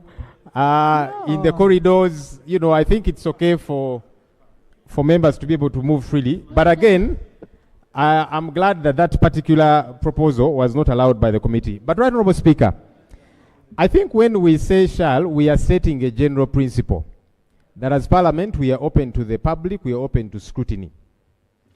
The other administrative details can be worked out. I know that Parliament accredits about 200 journalists. Now, you cannot have all the 200 journalists in the press gallery. That's what now gets to be worked about administratively. Lob, Rule 23, sittings of the House to the public. Subject to this rule, the sittings of the House or of its committees shall be public. And I'm repeating, shall. Thank you, Right Honorable. And that's the rule I quoted when I was complaining the time the media was chased away from up there when we were dealing with the coffee bill. I quoted it when we returned here. We had, And House it's was on the suspended. House. When we came back to the House. You remember, Right Honorable? But let's not go back. Right Honorable, you keep taking me behind, and yet we have kind of moved. No, we enjoy you talking. We enjoy you. No, I want to sit down. I want to finish, and then I sit. So let me finish this way. Right Honorable Speaker, as much as we possibly can, let's not paint that image of we are trying to keep the media away. So now that we have it in Rule 23, what's wrong with replicating the same in 233? Administratively, we can deal with those issues. 200 pressmen cannot be in that gallery. There are too many. All right? Those can be dealt with administratively. Thank you. Honorable Lob, the rules are not read in isolation. Madam Chair, I want to thank you. Madam Chair, regarding the link, when it comes to FIFA World Cup, they give a link and people pay for it. And therefore, Madam Chair, it is very important that we research how we can give a link beyond the district. But regarding the TV and the radio, Madam Chair, in the 9th Parliament, I was assigned by this Parliament. I moved around the world. I went to Korea, I went to UK, and UNDP approved the funding for those equipments. The equipment were brought here. Madam Chair, I have a whole information that I can give you so that we have our TV and radio like in Parliament of Malawi, Parliament of South Africa, and so forth. No, the equipments were donated to UBC. I put a question that Rule 223 be amended as proposed. Those in favor say on the contrary, nay? The ayes have it. Rule 234.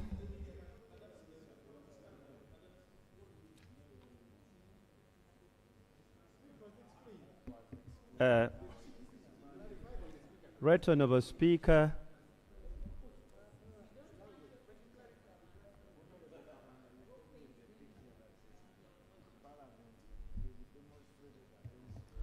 thank you, Right Honourable Speaker. Chair of the rules, if you could just give me 1 minute. Right Honourable Speaker, Doug just moved here that the statements of the leader of opposition be expunged. Reason being, you know, the leader of the opposition was trying to paint a picture that the institution of Parliament was trying to propose, because you never mentioned exactly who went to the committee. And when the chairman was given a chance, he said, there is nobody who went to the committee proposing that rule. I move that his statement be expunged as it was moved by the Deputy Attorney General. Right, Speaker, the Honorable Kabanda has presented a wonderful point. However, one, the leader of opposition, Honorable Senyonyi, what he presented is based on what he had, and the chairperson of the committee came, yes, but he explained it. And when he explained, we've now all discussed the issue of live feed. So if you expunge his statement, then you'll have to expunge the good contribution of the Right Honourable Speaker on the live feed and the Honourable Ekanya about the live feed, which is public. Therefore, in my opinion, I think it was in good faith, and there is no one who wants to lock out the public. Honourable members, Mr. Secretary Honourable members, Honourable members, I think Honourable Lob mentioned that, and it was explained, and we all understood where it was coming from, and it was his own thinking, and it was explained, and he has then changed his thinking. So let's proceed. Next item. Rule 234.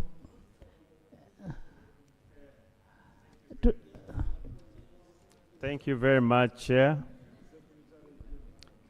As I go to the next rule, I've been listening to colleagues. And when you look at the amendment we've just introduced and passed, it has just introduced one word in the original rule, and that was